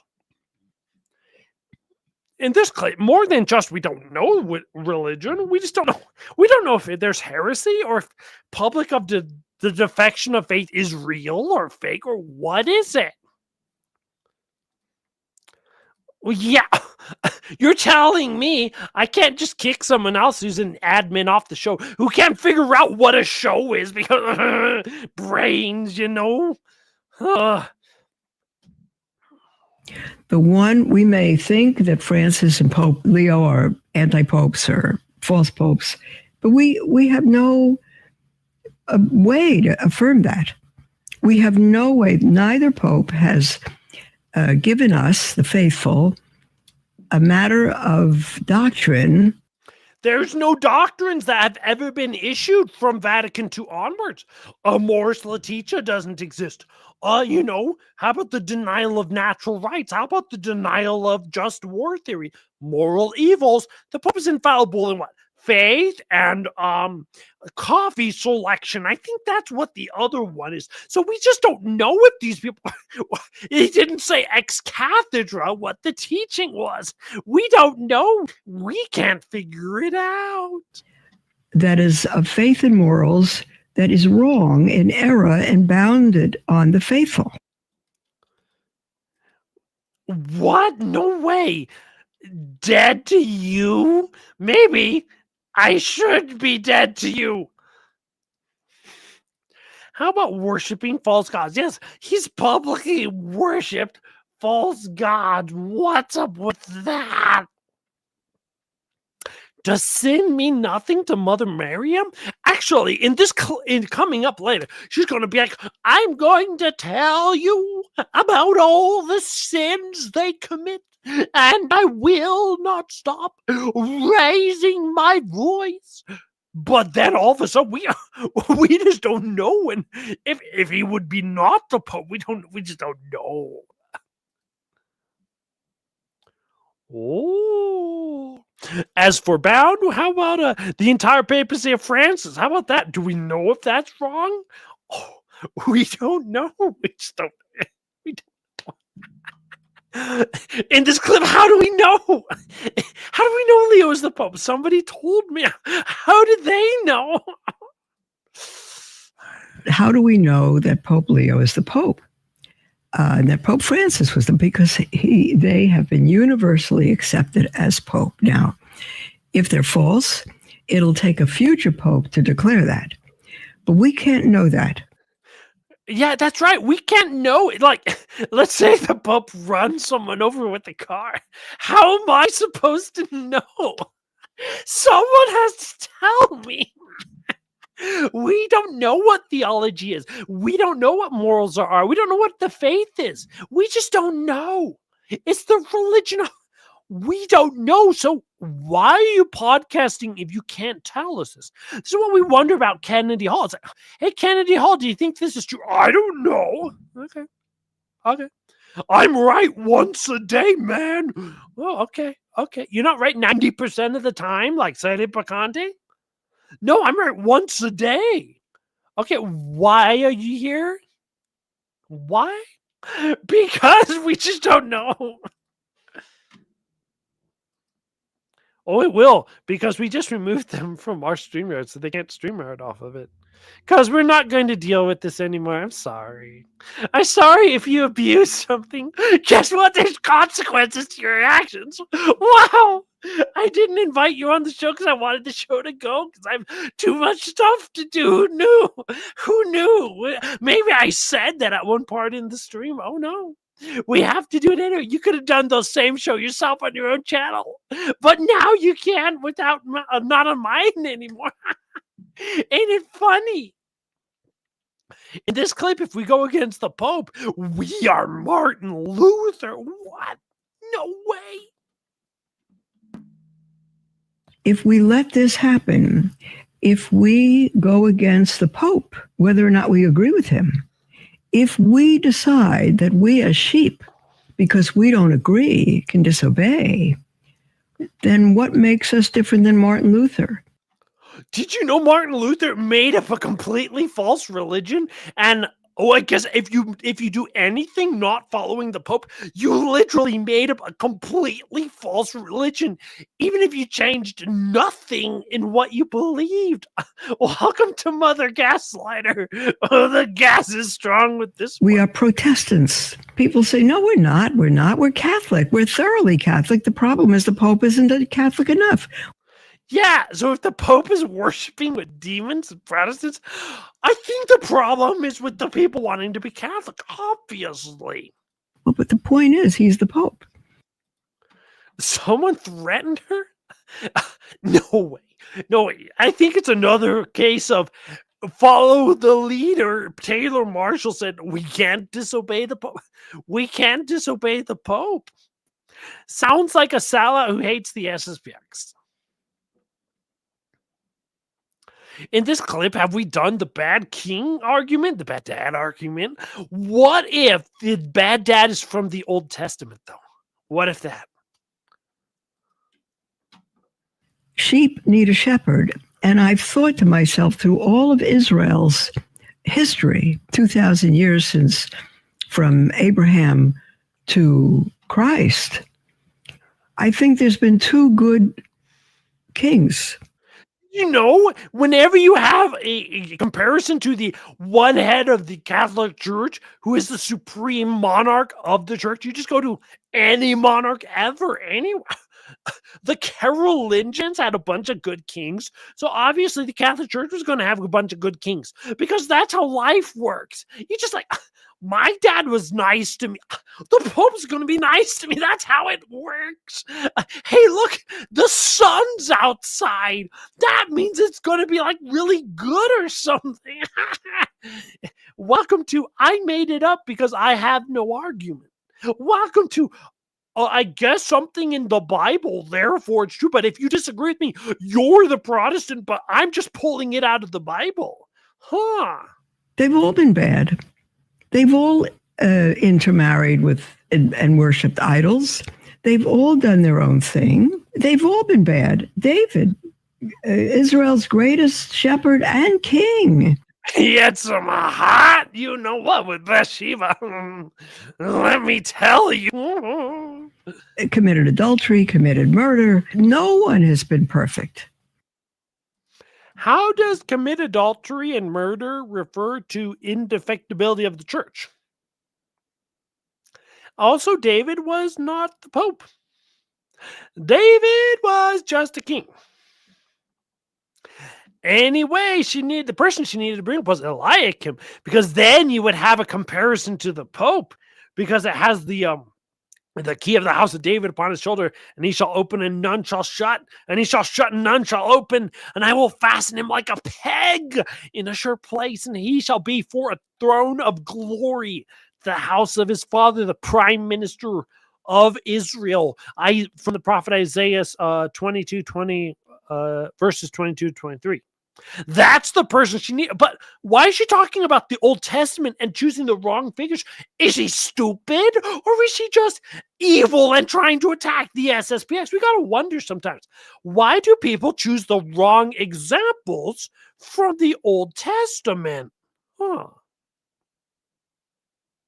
And when my glory shall pass, I will set thee in the hole of a rock and protect thee with my right hand till I pass. So in Exodus, God can prevent Moses from dying when he sees God, because that's the power of God. But if Pope Leo has to not be a heretic, we don't even know. Like, God can't protect him. God's incapable of protecting Pope Leo. It's almost like the God of the New Testament is now weaker than the God of the Old Testament, according to Mother Miriam. It's religion of make it up as you go. Now, in this clip, she says children must obey their parents and have no ability to judge their parents, none at all. You have to obey them. You have no way to possibly not obey your parents. Your parents are the Pope. Children, obey your parents. It's not up to their judgment. It's not up to the judgment of children to obey their parents. They must obey their parents, not based on their parents being smart or holier than them or correct, other than sin. Wait, other than what? Other than sin? So we all can disobey the Pope using the same analogy. If he orders us to sin by going to Pachamama, homosexual Adventureland. That's in Disneyland, by the way. I've been there and seen it. It's fantastic. We can't obey the Pope then. So So does that mean that the obedience to the Pope only matters as long as the Pope is following what he's infallibly protected?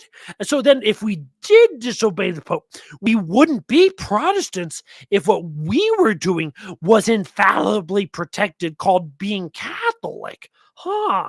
It's almost like the logic of this is, shut up and obey. Michael Matt told me to zip it. Huh. Huh.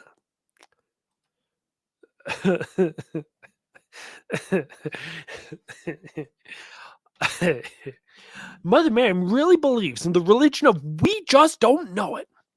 We don't know anything. Really, really she does.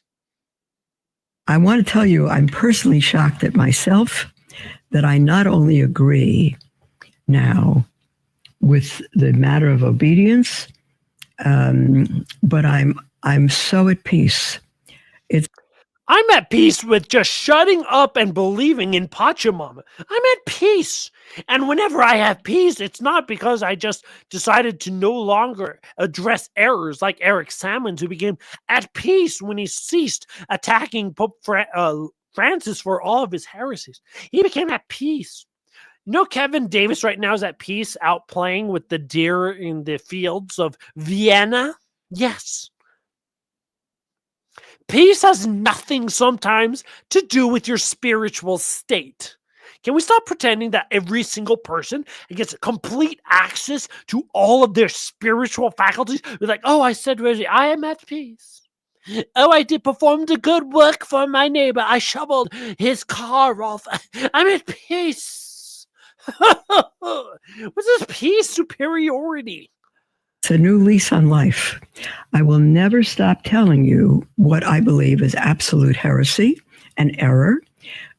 When Pope Leo appoints a bishop, as he does, left and right, who believe the LGBTQ agenda, who believe in the blessing of homosexual unions, not just individuals. Oh, I am 100% broke right now. Even that's wrong. Who believe? Well, I'm not going to stop telling you about every time they do something wrong that's mortally sinful, publicly scandalous, a denial of the Catholic religion, but we just don't know if he's the Pope. I know he was literally worshiping another guy. I just don't know. But the SSPX are wrong, by the way. The end result of all these sentences, we ought to end, but the SSPX are wrong. I'm going to tell you the next time Pope Leo commits a public mortal sin against the faith, but the SSPX are wrong. Because I said so. Believe that women should be priests, and to watch the Holy Father concelebrate. The Holy Father didn't concelebrate with the Arch Lady Bishop. That never happened. They prayed office, I think. They prayed together. They might have prayed office.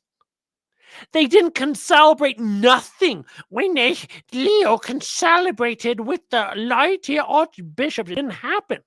What is she talking about? She didn't know what the word concelebrate means. And approve of the female Archbishop of Canterbury, who can't even be a priest, let alone Archbishop. It's just, it's heartbreaking. It's insane. I don't know how God puts up with it all. I won't stop telling you those things. But the SSPX are wrong. Just remember, keep repeating, the SSPX are wrong. Because instead of putting up with everything, they decided to take a tiny bit of a stand for the Catholic religion and not completely fall into morals and therefore the SSPX are wrong. But I cannot conclude that Pope Leo or Francis is not the Pope. I cannot tell you that the... This is just mean. If you have your own order, you can't get canceled or kicked out of it. Unless they vote you out. And most nunneries do have democratic bylaws to vote out their Mother Superior. Okay. Bishops who are appointed are false. False bishops. There's false bishops. All right. Finally, our last clip. This is the Salsa clip. Oh, 2 hours, man. Oh, this is hell. Anyway, so Christy Nalzage on Salsa On a few days ago. And apparently what she eats is so important, she's got to do shows with it. Salsa. You always know who is right on the podcast because they announce they're right on the podcast. And how many people are DMing them saying that they're God's gift to the world? Did you know that Nelson Advisors DMs me every day saying, without you, Sede Picante, I wouldn't have known to make waffles this morning. That's right. I did that. That was me. Allow me to break my hand, patting myself on the back. Professional podcast. Like you mentioned, I mean, you have been vindicated, so credit goes to you that you've been talking about this for a number of years, and you've been fully vindicated. You're exactly right. And I should add as well as encouragement to you, I have been getting notes from people. I think I just got one yesterday from someone saying that I got a note yesterday. Everything I've ever said my whole life, I'm right about. I just want to let you all know that. You're not going to believe this. Peter Nelson was in my comments. He was like, say it if you just write about everything. I know. You don't have to tell me. Was still on the fence about the SSPX. He was even considering attending a local chapel. And then he came across, I think, our prior interview with me and you, and he said it completely changed his mind because it provided so much clarity to him about the situation. So now he's definitely not attending. So, yeah.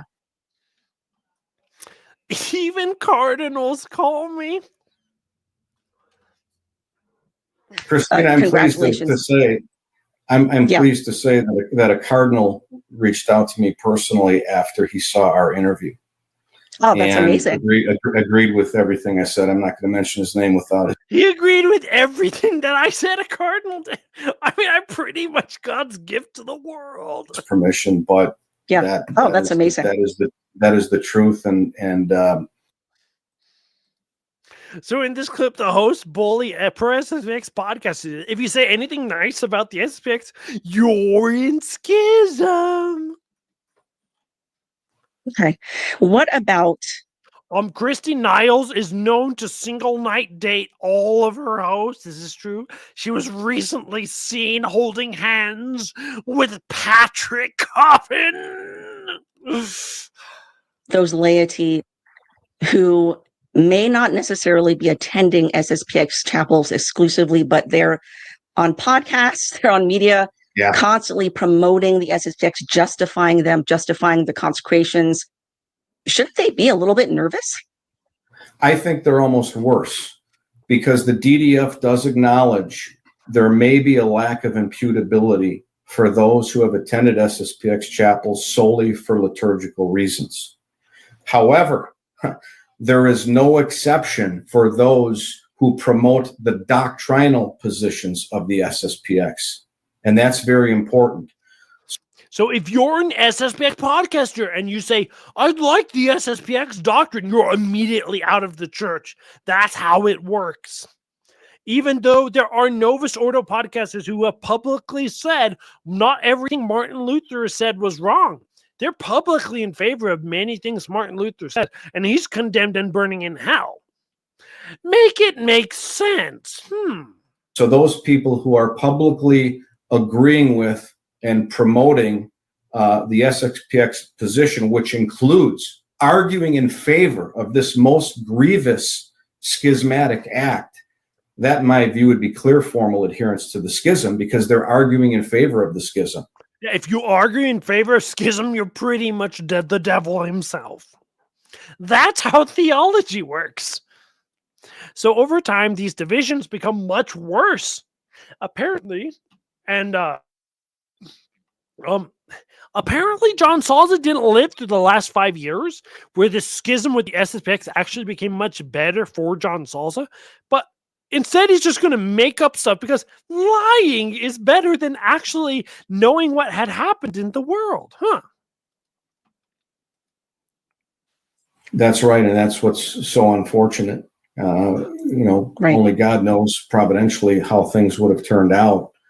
But clearly now we're in a worse state than we were before. They are, that is, right? Now they've deceived even more souls, and this is only going to get worse. I mean, the longer time goes on, the more the separation, right, becomes concretized, and the longer time goes on, the more the separation becomes concretized. Really? Then why did Francis in the Year of Mercy bring them much closer? It's almost like John Sauls is an idiot who has never ever looked outside the window and just talks to himself. And hardened, and there as time passes, there seems to be.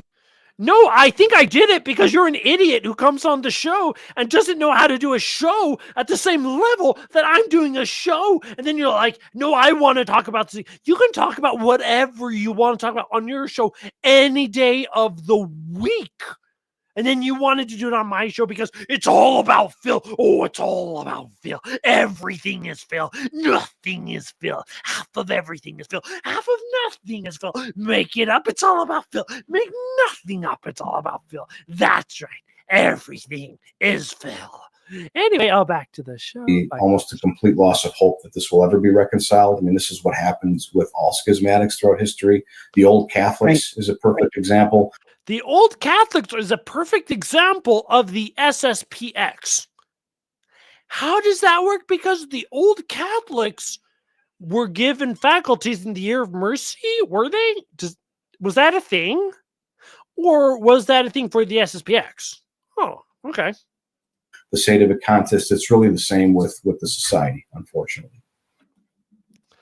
In this clip also says heresy isn't bad as schism. Yes, heresy that severs you from the body of Christ is not as bad as schism, which also severs you from the body of Christ, but is different in kind because you can still attend schismatic sacraments in circumstances. Anyway, not to get into the technicalities. Schism is the worst bad ever. It's the worstest, baddest ever. Tell me they have an axe to grind without saying it. As it did, for example, with Archbishop Vigano declaring that, the Pope's not the Pope. That is definitive, right? That is a definitive act that is necessarily schismatic and subject to being cut off with communion with the church. Promoting heresies and things like that, because they deal with the material elements of the faith, the church is patient. It is patient because it's seeking to bring them back. It's seeking to bring back notorious heretics who publicly deny key aspects of the faith, such as the sixth commandment. But that's a material aspect of faith. Also, in this same video, at one point, the same exact topic, which I didn't cut because I didn't know how to present it, he says adultery is against divine law. I thought it was against the material laws of the church, not the divine laws of the church. Oh. Does he just make things up? You can watch this stream if you want to and just type in adultery. Oh, that word comes up. But, promoting heretical or erroneous doctrines, as bad as that is not as definitive as cutting off communion. Promoting heretical doctrine is not as bad as cutting communion. How would you know this? To know how, I would like to know, how does he know this? So I can promote a heresy which automatically removes me from the Catholic Church. And that's not as bad as making bishops without a papal mandate and falling into schism with an anti-pope. How? From the Roman Catholic Church, right? By usurping a right that belongs to the Pope alone. People have to understand this. What the society did is contrary to the will of Jesus Christ. So now he's going to go with this whole, what the society did was contrary to the will of Christ. It was contrary to the divine law. Now, this was actually made, the whole Pope chooses all the bishops was only made that way by Pius X. Before then, it was in a different spiritual order, and it was by the tacit will of the Pope. All the bishops received jurisdiction because the local metropolitan made most of the bishops in what was called the lowland countries. So in LA, the Bishop of San Bernardino would be made by the bishop in LA. And the bishop in LA would be made by Rome. That's how it would have worked. But now John Sauls has rewritten the entire history of the Catholic Church to say this didn't happen. Athanasius did not make the bishops. Athanasius did not make the clergy. And so apparently, as John Salza, he just made up reality again because the SSPX are wrong. Yes. As I've pointed out in many articles, Pius VI, Pius IX, Pius XII, the Council of Trent, countless theology manuals all say that Christ himself conferred upon St. Peter and his successors the sole and exclusive right to determine who becomes a bishop. Now, what he's doing here is he's confusing the issue. Canonical mission, that is the empowerment of ordinary jurisdiction, comes from the Pope. But the actual consecration and selection of men to be popes or to be bishops does not necessarily come from the Pope. In the Great Western Schism, 20 men were made bishops without there being a Pope. That was recognized. How did that happen? Well, they just simply did. Because that was how they ran the church back into it. So it's not against divine law at all. And his quoting popes after the fact does not change what came before. If it did, all those bishops would have to have been invalid bishops. And they're schismatic too. And so then the Pope who came afterwards and accepted all those consecrations would also be an anti-pope. So in other words, the church ended in the 1300s for John Salza. But it's magic. So we'll just make it out. It's just divine law whenever it's against the SSPX. But when it's about church history, then no, we just don't know. I quoted theologians and I just said, let's collapse all the different theological topics into the same exact topic. Therefore, no one knows. Yes, canonical mission only comes from the Pope. This is true. But consecrations don't necessarily come from the Pope. So, Great Western Schism. So if you are in dialogue, you can be in heresy and still go to heaven. This is true. This is what Christine Niles is about to say. Heretics in dialogue with the church go to heaven. The SSPX refuse to dialogue with the church. Therefore, all the SSPX go to hell. I don't know how it is that they made this theology up, but yes, that is their theology. And as far as I know, Rome is still in dialogue and communication with the German bishops. They're still kind of engaged in this back and forth. We know that. Pope Leo confirmed a few weeks ago on the papal plane when he said that, Rome had spoken to the...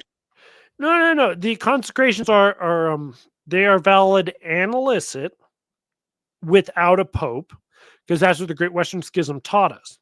After Pius X, they would be valid but illicit, which is why he excommunicated the See of Glasgow, or Caravanos, whenever it is, the one that Father Martin is attached to with Bishop Malky, because they decided, because they were low country bishops, that they could make their own bishop by permission of the Metropolitan. But Pius X told them they couldn't make their bishop by the rule of Metropolitan, and they had to go to him.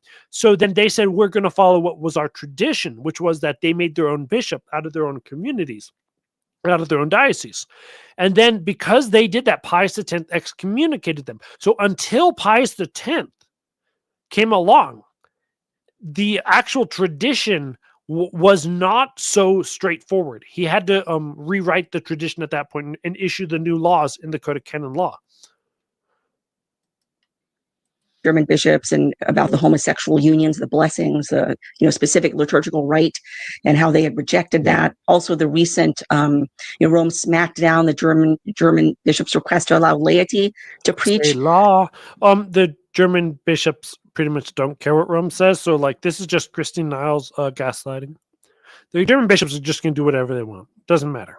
During Mass, so they're still in conversation with each other. Whereas, and people seem to forget this, the DDF offered to continue dialogue with the SSPX.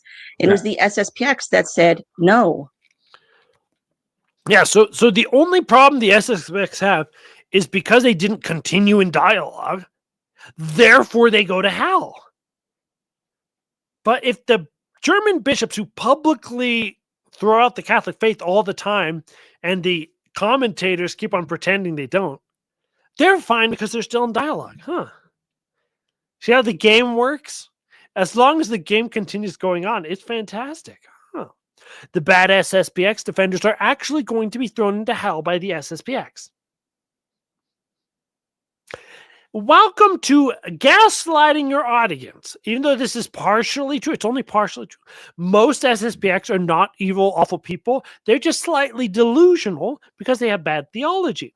A lot of SSPX are very nice people who don't throw cities into hell. But some young ones I've encountered in my life, they come at, they're trying to disprove sedevacantism, make complete fools out of themselves, then they run away. These kind of people exist in every society possible. There's no reason to solo out these SSPXs. Oh, the SSPX people, if you're not SSPX, they're going to hate you. It's like everybody hates everybody else who's not in their exact group. It's just the way of the world. Schism. Thing I didn't know about past 10 hours, past 12 side and post paper mandate due to Chinese schism. Yeah, there's a lot of this stuff during that time, and it's very difficult to actually know the history. This is another one of these, like, you need someone to tell you it stuff, and I don't even know if I have it perfect. I remember doing deep dives and all this stuff, and it's very annoying, very hard.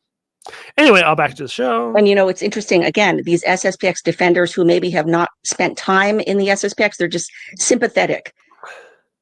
It's kind of ironic because a lot of them don't realize how, just as you mentioned, people in the SSPX, entrenched in the SSPX, they will not befriend or associate with anyone outside the SSPX. And I've heard of families being just ripped apart when someone decides to leave the SSPX. So, say a lot. There's a problem here. For traditional Catholics like my family, there's a certain feeling of being ripped apart when half of your family still's in the Novus Ordo and half of your family are sedevacantists. So this is not a particularly unique thing for the SSPX. SSPX are kind of cultish, that's true. But all traditional Catholics are kind of cultish. It's you build a cultish mentality as a traditional Catholic so that you don't let bad people like Christine Niles into your society. You try to keep those people out. So from the outside, it looks very cultish. But what they're actually trying to do is reduce the amount of taking care of problems caused by bad people in their group. So if you're an SSPXer and your sibling goes complete wacko Franciscan University, I hate the good, the bad, and the ugly. Thank you, Dr. Cirilla. You got, okay, yeah, we're not going to invite you to the picnic. You're like, whoa, my family hates me and it's completely destroying my life. There's no watermelon. Huh? Yeah, but that's normal. Like, if you're not going to behave, you get things taken away from you. Wow. Return to full communion with the church, and the family members who stay behind absolutely refuse to attend their weddings in the so-called conciliar church, even attend funerals. I mean, isn't this the SSPX people being consistent? If an SSPX refuses to attend a wedding that he thinks, according to SSPX logic, would be invalid, wouldn't he be causing a sin of scandal by attending it? So I'm sorry, is Christine now saying SSPXers actually believe what they preach, therefore the SSPX are bad? What? They refuse to associate with these people. Huh.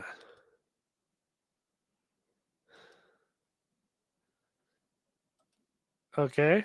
Everybody blocks everybody. I'm blocked by Imburrito Thuk on every platform now because I dared to make fun of him. Oh my goodness. In this clip, Niles asks Salza about Traditionis Custodes, and Salza says it's evidence of God pouring grace on the church. Yes, Traditionis Custodes is God pouring grace on the church. Welcome to Make It Up World. Yes. I didn't like the document at all, but I tried to understand why Francis issued it, because remember, Francis referred to the schism of Marcel Lefebvre, and he viewed those who were attending the TLM as using it as a banner of sorts for their rebellion against the church. That's why He wanted to rein it in. I think now that the church has drawn the line in the sand, I think there's been an actual grace that God has bestowed upon people. I've talked to people who, when they heard that mandate being read and they saw this decree coming out, they felt a sense of dread. They felt a sense of dread because the SSPX actually bothered to follow the rubrics for the consecration. No matter what the SSPX were going to do, someone is going to go, oh, look at, they didn't have a man. I guess they get to change the rubrics. I guess the consecrations are invalid because they changed the rubric. And so then the SSPX bring out a mandate, a fake mandate. They're like, oh, is it fake? I guess the consecrations aren't valid. Hello. It's like, oh my goodness. No matter what you do, no matter what the SSPX did, they were going to be wrong. Like, can you imagine being an SSPXer and like you woke up today and you said your prayers and there's someone outside waiting for you? Oh, did you not say the Novus Ordo prayers this morning? Oh, do you just hate everyone? It's like, seriously, I still want to do that to Kennedy Hall, but like, man, at some point, can we stop nitpicking every single thing the SSPX have ever done as the worst thing in the entire world? They knew that they had to make a decision. And I won't name names, but I sense there are some apologists out there who have changed their tune about the SSPX and now don't want anything to do with it. We know of other men who have dug their heels in. And some people, they listen to us about the SPX and they change their minds. Like Taylor Marshall and other people, they're digging their heels in. They might actually believe the SSPX, even though they've always been SSPX. So they're just consistent. We know what the consequences are to them. But I think that actual grace, Christine, was given to the Pope himself for laying down the hammer and bringing clarity to the Pope got actual grace instead of just figurative grace by laying down the hammer. He can allow the German synodal bishop to publicly proclaim heresy. No hammer, no actual grace. The SSPX do what the SSPX have always done. Be jerks SSPXers. Let's be honest. Like the SSPX little cult group going to do what they're going to do. They might be the real Catholic Church, but they were always going to do what they were always going to do. And all of a sudden, this beam of light comes down, and Leo's like, what is this beam of light? And the hammer drops from heaven. And Leo's like, do I use this hammer on heretics? Like, no, use it on the SSPX. Because the SSPX are the problem. Not all the public heresy we see every single week. Not all the public blasphemies going on at what's supposed to be a mass. No. The SSPX are what's wrong. Let's attack the SSPX. It's like, why does it seem like everybody was like all getting ready to jump on the SSPX? They're just begging, please SSPX, make this. I need content. I need something to get on my stupid virtue signal box back. Like, this is why I'm pro SSPX at the moment. And just like the amount of hatred and vitriol the SSPX are getting from all these losers who can't even get like normal basic Catholicism right is ridiculous.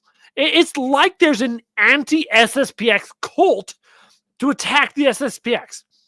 It's kind of insane.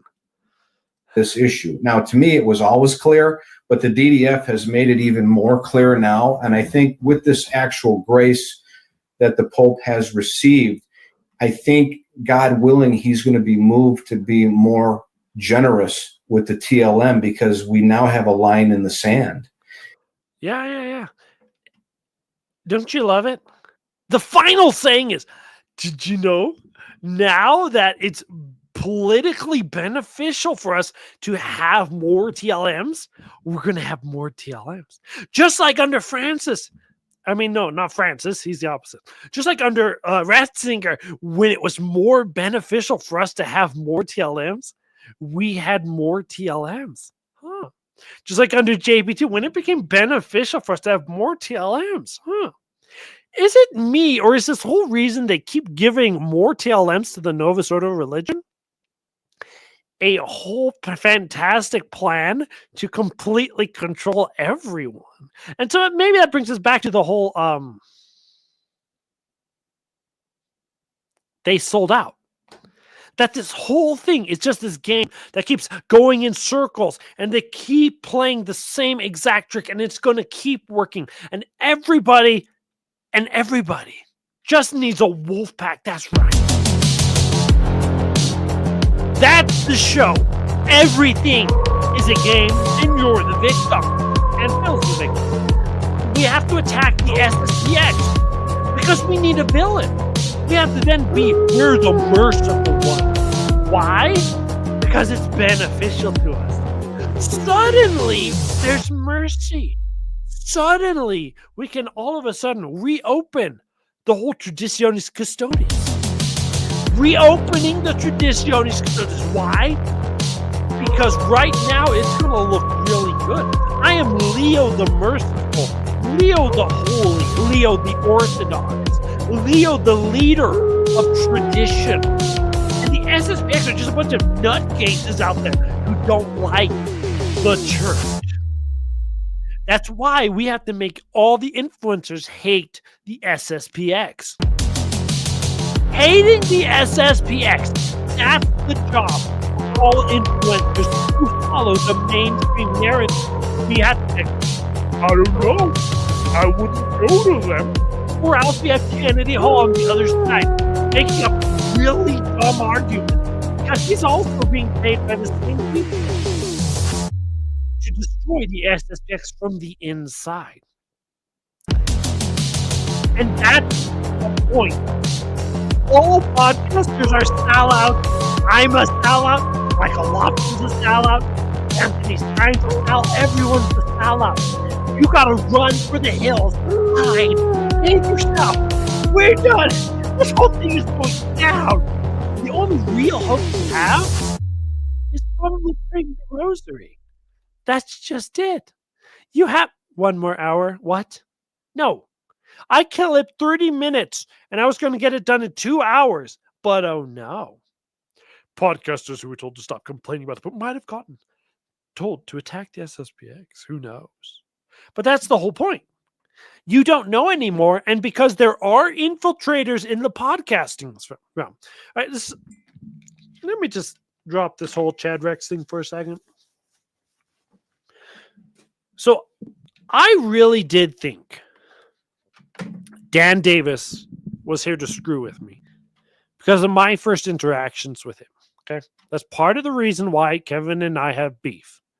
It's because Dan Davis did something in my private conversation with him after I streamed with him a long time ago, and that really caught me off guard. Okay, this has been the thing.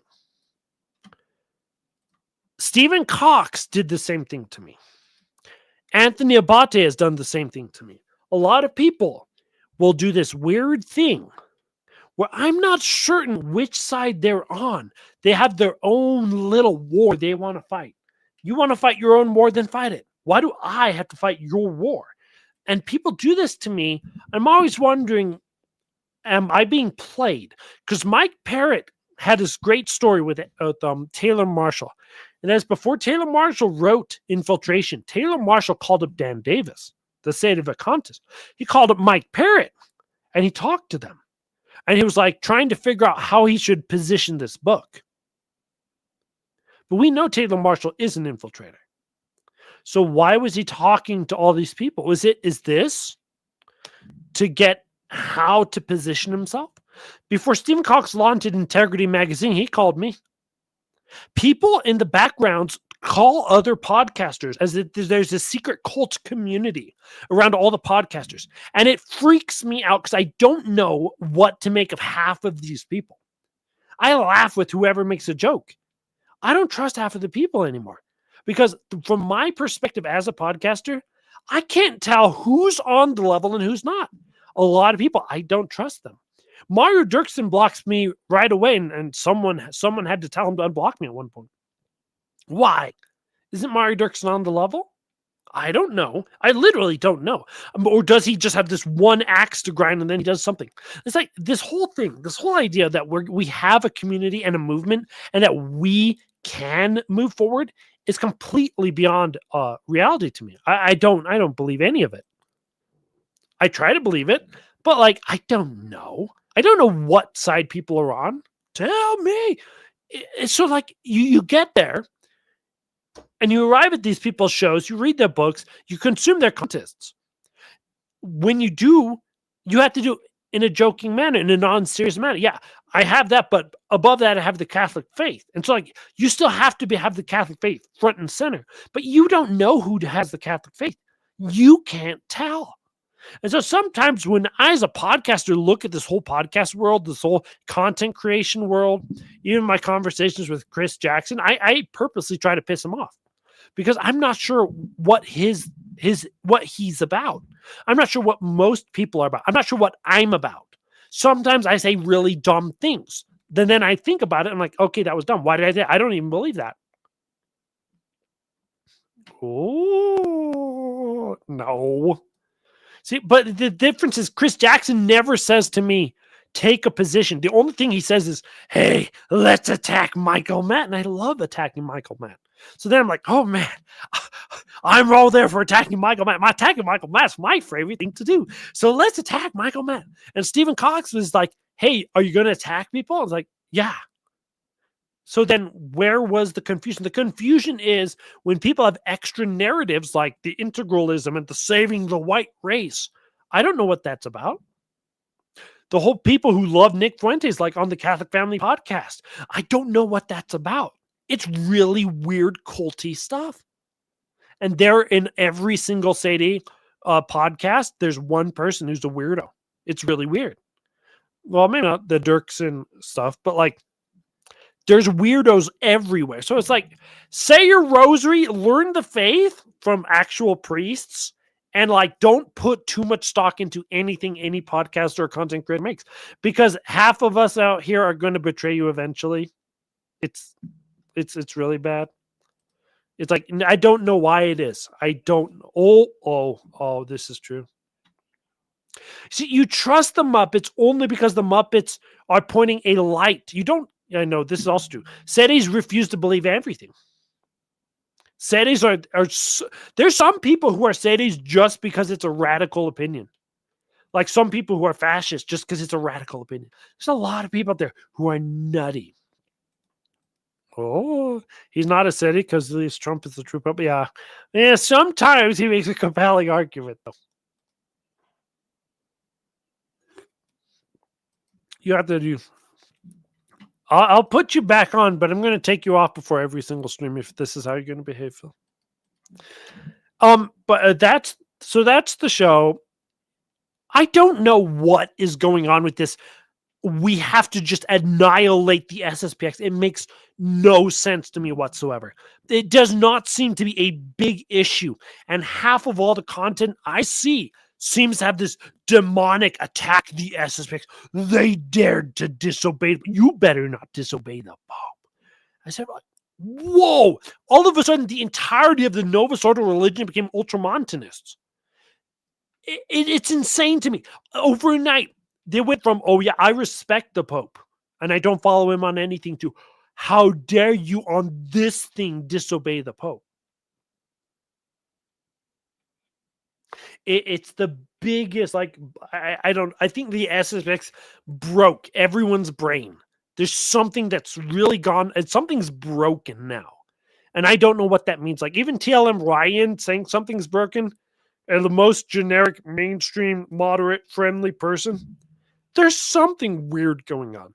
And a lot of people who are completely incapable of calling it out and completely incapable of taking a side, like Taylor Marshall, it really shows you us all that what Chris Jackson and Stephen Cox said, and a few of us, such as like, John the Fool on the Sailorcast. Yeah. Sadie chicken controls me like a little puppet. A lot of things are going on that we probably don't entirely understand, and that there's like some real evil, devious stuff going on, and you're not a part of that world. You're the results of the other people doing stuff. It's like, why is Trump attacking Iran It's to cripple the Asian power grid. You're not a part of that conversation. You're not a part of the Asian power or power supply conversation. You're only a part of the American side of the conversation. You have no input into it. So we have no input into the Rome conversation on the SSPX. We only have an input on the American content creators reacting to it. I know this is the best one ever. So it's like, yeah, there are definitely feds in our communities. There are. And again, the point though isn't this. The point isn't there are literal feds. The point is that if people are incentivized to hold bad opinions, they will hold them without being paid, without being asked to hold them. So if all that Cardinal Mueller needed to do was tell Michael Matt and one or two other people like Michael Lofton, don't talk about Leo. Michael Matt calls up Taylor Marshall and says, don't talk about Leo. Taylor Marshall doesn't talk about Leo. All of a sudden, Abate doesn't talk about it because Abate figures out pretty quickly. My marching orders are whatever Taylor Marshall says. They don't need to be told. Everybody doesn't need to be told. If Chicken tells me to do a show, I will generally do that show. I have a bad habit of believing whatever Chicken says. I'm controlled by Chicken because Chicken is smart and sometimes he sees things I don't. So I tend to just agree with whatever he says. Chris Jackson sometimes says this show is so good. I don't want to do the show. I don't want to do the show. I'll watch it. Okay, I'll do the show. That's actually what happens more behind the scenes than what you think. That's my opinion of it. This is just Sadie P crashing out. This stuff has gone crazy. I don't know why everybody's against the SSPX. It makes no sense to me whatsoever. It seemed like a non-topic. For some reason, this is the topic. For some reason, this is breaking the world. And it makes no sense why this would break the world. At some point, it was so obvious it was going to happen that then what? Everyone's like, okay, now we know what the story is. So now we all get to react. Now we have all this new content. Now we have all this stuff. And now we're just going to hit that over and over again until we get to the midterms. So for the next month, it's all SPX again. And then none SPX. Because now we're in the midterms. Now we got to talk about social issues again. It's all like this attention seeking racket. It's all like the fitness industry where it's like, oh, is it summertime? Everyone's got to be in bikinis.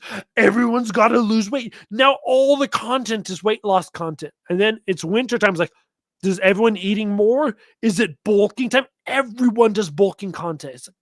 It's almost like there's literally a market cycle and we're just in it. And there's no actual truth being sought anymore. It's very strange. Yes. You're Mossad waiting to turn Abato into the Sanhedrin. Who isn't trying to turn Abato into the Sanhedrin? Anyway,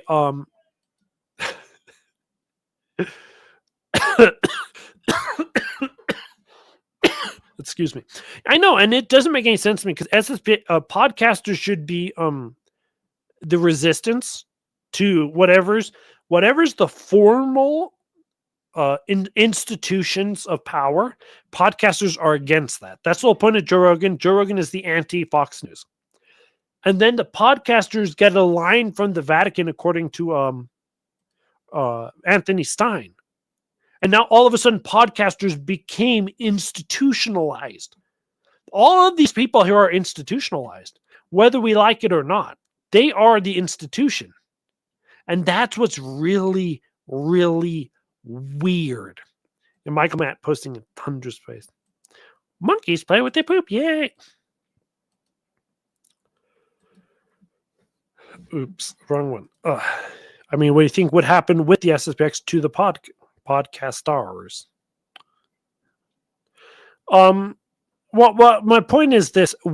We as podcasters taking the underdog story and just being able to visually see the SSPX consecrations were very beautiful events in a fantastic place of the earth.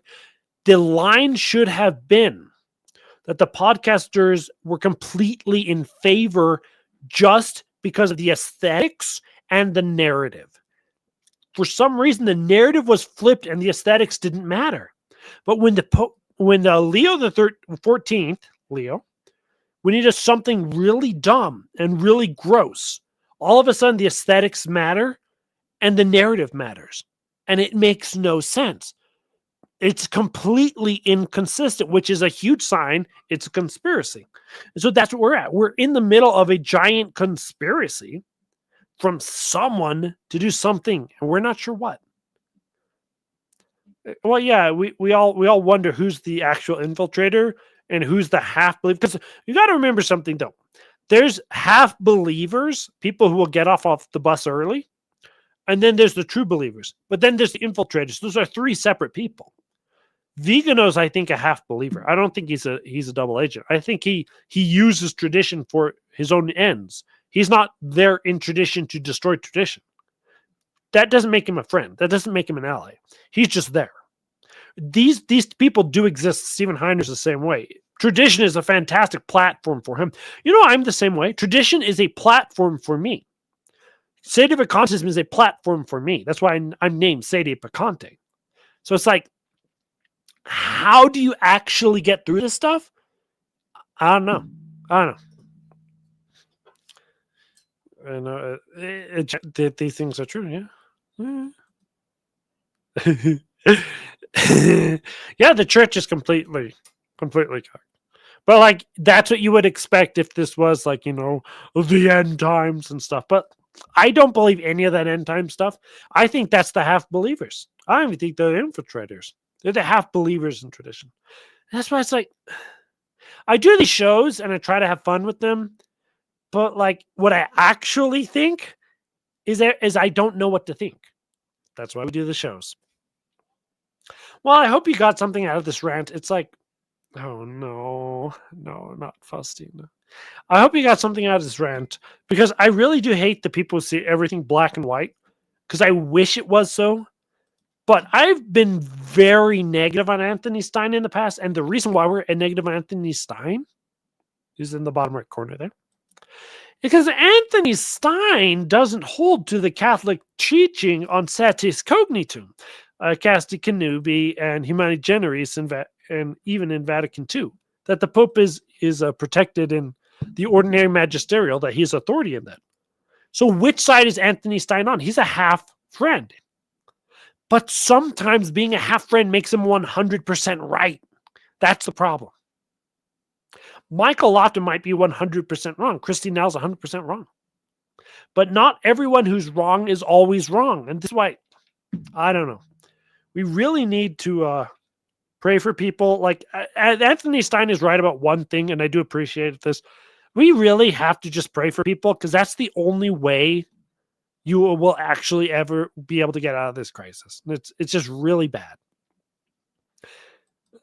Well, yeah, he's calling everyone out as sellouts, even though he himself is his own version of a sellout, just like I am.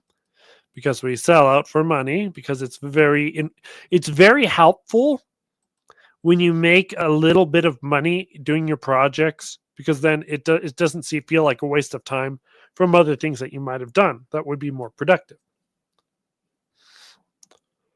Yeah, but we're all guilty at some point. I'm very guilty on Black White with Dan Davis, because I don't think Dan Davis thinks hard enough about things. I don't think Dan Davis is a really smart guy.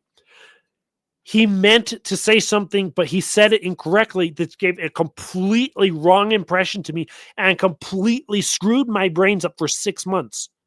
And I was completely suspicious of him from that point on. And then he would continually do these little things that would reinforce my suspicions. SSPX are the same way. But why is everyone attacking the SSPX? The SSPX are half friends too. I don't know how to navigate this crisis. I don't know if what I'm doing is right and wrong. I'm just doing, okay? I don't have all the answers. I really don't. I know all podcasters say, I don't have all the answers. How am I supposed to know that the SSPX should be defended? They're half friends and half enemies.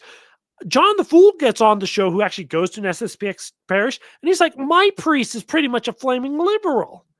Like, I don't know. When I went to the SSPX last time, he was just a normal priest. But the only thing we really do know is everything Christine Niles touch must be destroyed, and therefore she's the Black Witch, and we will destroy her.